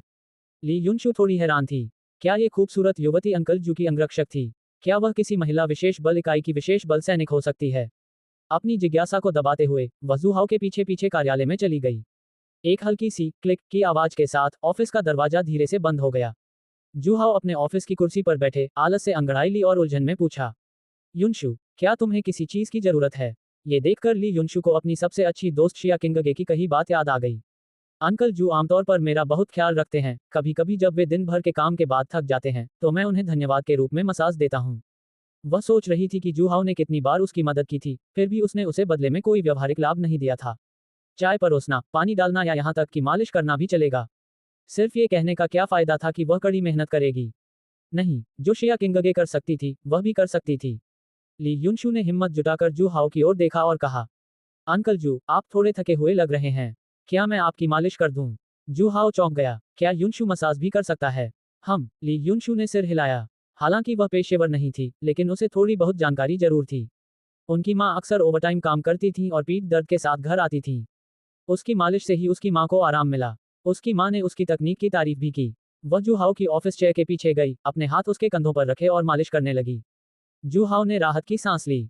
इस छोटी सी महिला मुख्य किरदार को अचानक उसे मसाज देने का ख्याल क्यों आया? उसके मन में एक चेहरा उभर आया। जिया क्विंगगे। उसने कहा था कि वह ली युनशु को जीतने में उसकी मदद करेगी। क्या उसने पहले ही कोई कार्रवाई कर ली थी? ली युनशु सवाल पूछते हुए मालिश कर रही थी।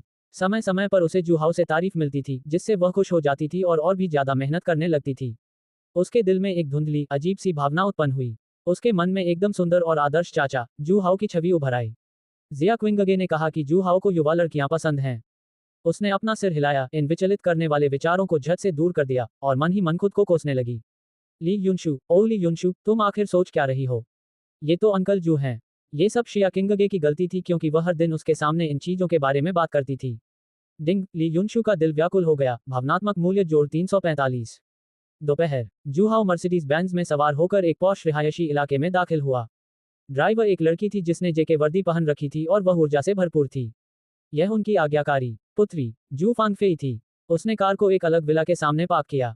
जू फांगफेई झटपट बाहर निकली, पिछली सीट पर गई और जू हाओ के लिए कार का दरवाजा खोला। पापा, हम घर आ गए हैं। ये जू फांगफेई का घर था। पता चला कि उसके माता पिता पिछले कुछ दिनों से व्यापारिक यात्रा पर थे और उन्होंने विशेष रूप से जू हाओ को अपने घर आने का निमंत्रण दिया था। इस खलनायिका ने बड़ी चतुराई से खेला, उसकी सीखने की क्षमता बहुत अच्छी थी और वह उसके विचारों का अनुमान लगा सकती थी। 240 एआई मॉडल जैमिनी -2.5 फ्लैश। सबसे महत्वपूर्ण बात यह है कि वह चतुराई से पेश आना जानती है।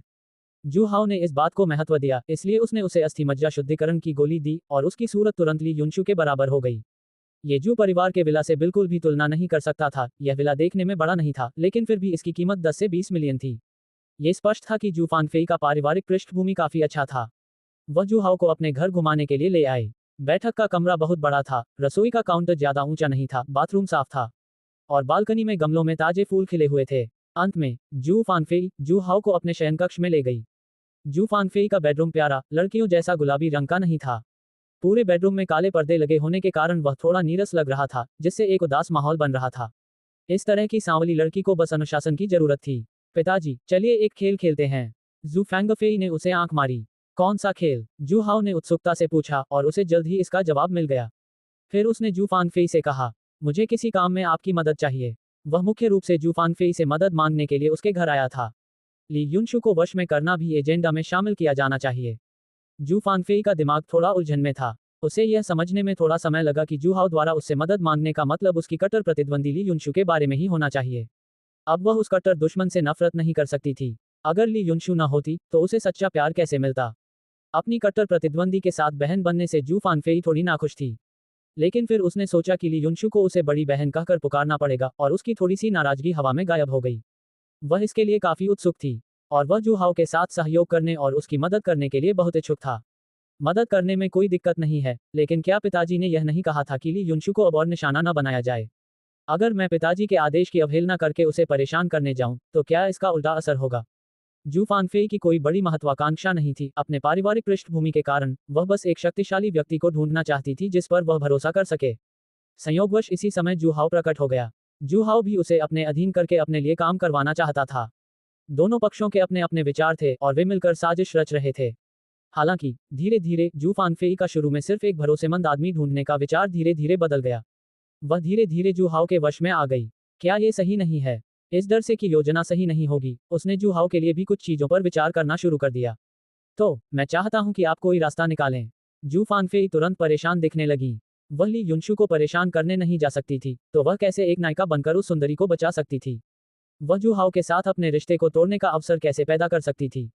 जैसे ही उसका दिमाग सुन्न हो गया, तभी एक विचार उसके मन में आया। जू फैंगफेई ने उत्साह से कहा, पिताजी, मैंने एक तरीका सोच लिया है, ऐसे और वैसे, वह बुदबुदाते हुए बोला। जू फांगफेई ने अपनी योजना के बारे में बताया। उसने क्लास रियूनियन आयोजित करने की योजना बनाई थी। उस समय वह दिखावा करती थी और ली युनशु को परेशान किए बिना भी वह उसे इतनी जोर से मार सकती थी कि वह अपना सिर भी नहीं उठा पाती थी। वह ली युनशु को परेशान नहीं कर सकती थी, लेकिन वह अपनी अन्य बड़ी बहनों को उसे परेशान करने दे सकती थी।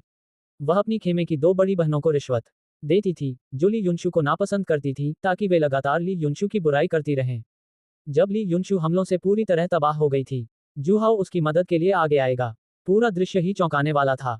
सबकी निगाहों के सामने ली युनशु अपना खोया हुआ आत्मविश्वास वापस पा लेगी। उस समय वह निश्चित रूप से टूट जाएगी और जू हाओ के प्रति बेहद आभारी होगी। इसके बाद जू हाओ अपनी अदाओं से उस खूबसूरत लड़की का दिल जीतने में कामयाब हो जाता। तुम सचमुच एक छोटे शैतान हो। ये सुनकर जू हाओ को यह अच्छा विचार लगा और उसने उसे अच्छा इनाम देने का फैसला किया। एक आलीशान पोश कार मुख्य सड़क पर चल रही थी। सजे धजे याओ शिनरुई पिछली सीट पर बैठ गए। वह खिड़की के बाहर ढलती रात को निहार रही थी। उसकी आंखें खाली और दिशाहीन थीं। उसके पूरे व्यक्तित्व से उदासी की आभा झलक रही थी। ली शियाओ आगे गाड़ी चला रही थी। वह कभी कभी रियरव्यू मिरर में देखता था। भाभी के उदास चेहरे को देखकर उसका दिल बुरी तरह सिकुड़ जाता था। याओ शिनरुई का अंगरक्षक एक गिरोह की लड़ाई में शामिल हो गया था और गंभीर रूप से घायल हो गया था, इसलिए वह अभी भी अस्पताल में भर्ती था। चू शियोंग ने अपनी पत्नी की रक्षा की भारी जिम्मेदारी अपने भरोसेमंद अधीनस्थ ली शियाओ को सौंपी। 10 वर्षों के अवलोकन के बाद चू शियोंग को अपनी इस पत्नी के साथ कुछ हद तक सहजता महसूस होने लगी थी। उसने लगातार यह मांग नहीं की कि उस पर नजर रखी जाए। ली शियाओ अब अपना दिन दागे चू शियोंग के निकम्मे बेटे चू शियाओटियन के परिचारक के रूप में बिताता था। सुबह और शाम के समय वह कंपनी और घर से भाभी को लाने ले जाने के लिए जिम्मेदार था। खूबसूरत भाभी को लेने और छोड़ने का काम एक बेहद खुशी का पल होना चाहिए था, लेकिन ली शियाओ को बिल्कुल भी खुशी महसूस नहीं हो रही थी, क्योंकि उसे नहीं पता था कि जू हाओ कब भाभी से उनके समझौते को पूरा करने के लिए कहेगा, और उस समय उसे उनकी जगह भी काम करना पड़ेगा। अपनी खूबसूरत भाभी को उस नीच बदमाश जू हाओ की बाहों में गिरते हुए देखना, उसका दुख नदी की तरह बह रहा था। ठीक आज की तरह उन्होंने भाभी को सुरक्षित घर भेज दिया था। जू हाओ ने अचानक उसे एक संदेश भेजा। उसे भाभी को होटल भेजने के लिए कहा गया। ली शियाओ तुरंत क्रोधित हो गया। अगर आप भाभी से मिलना चाहते हैं तो सीधे भाभी से संपर्क क्यों नहीं करते?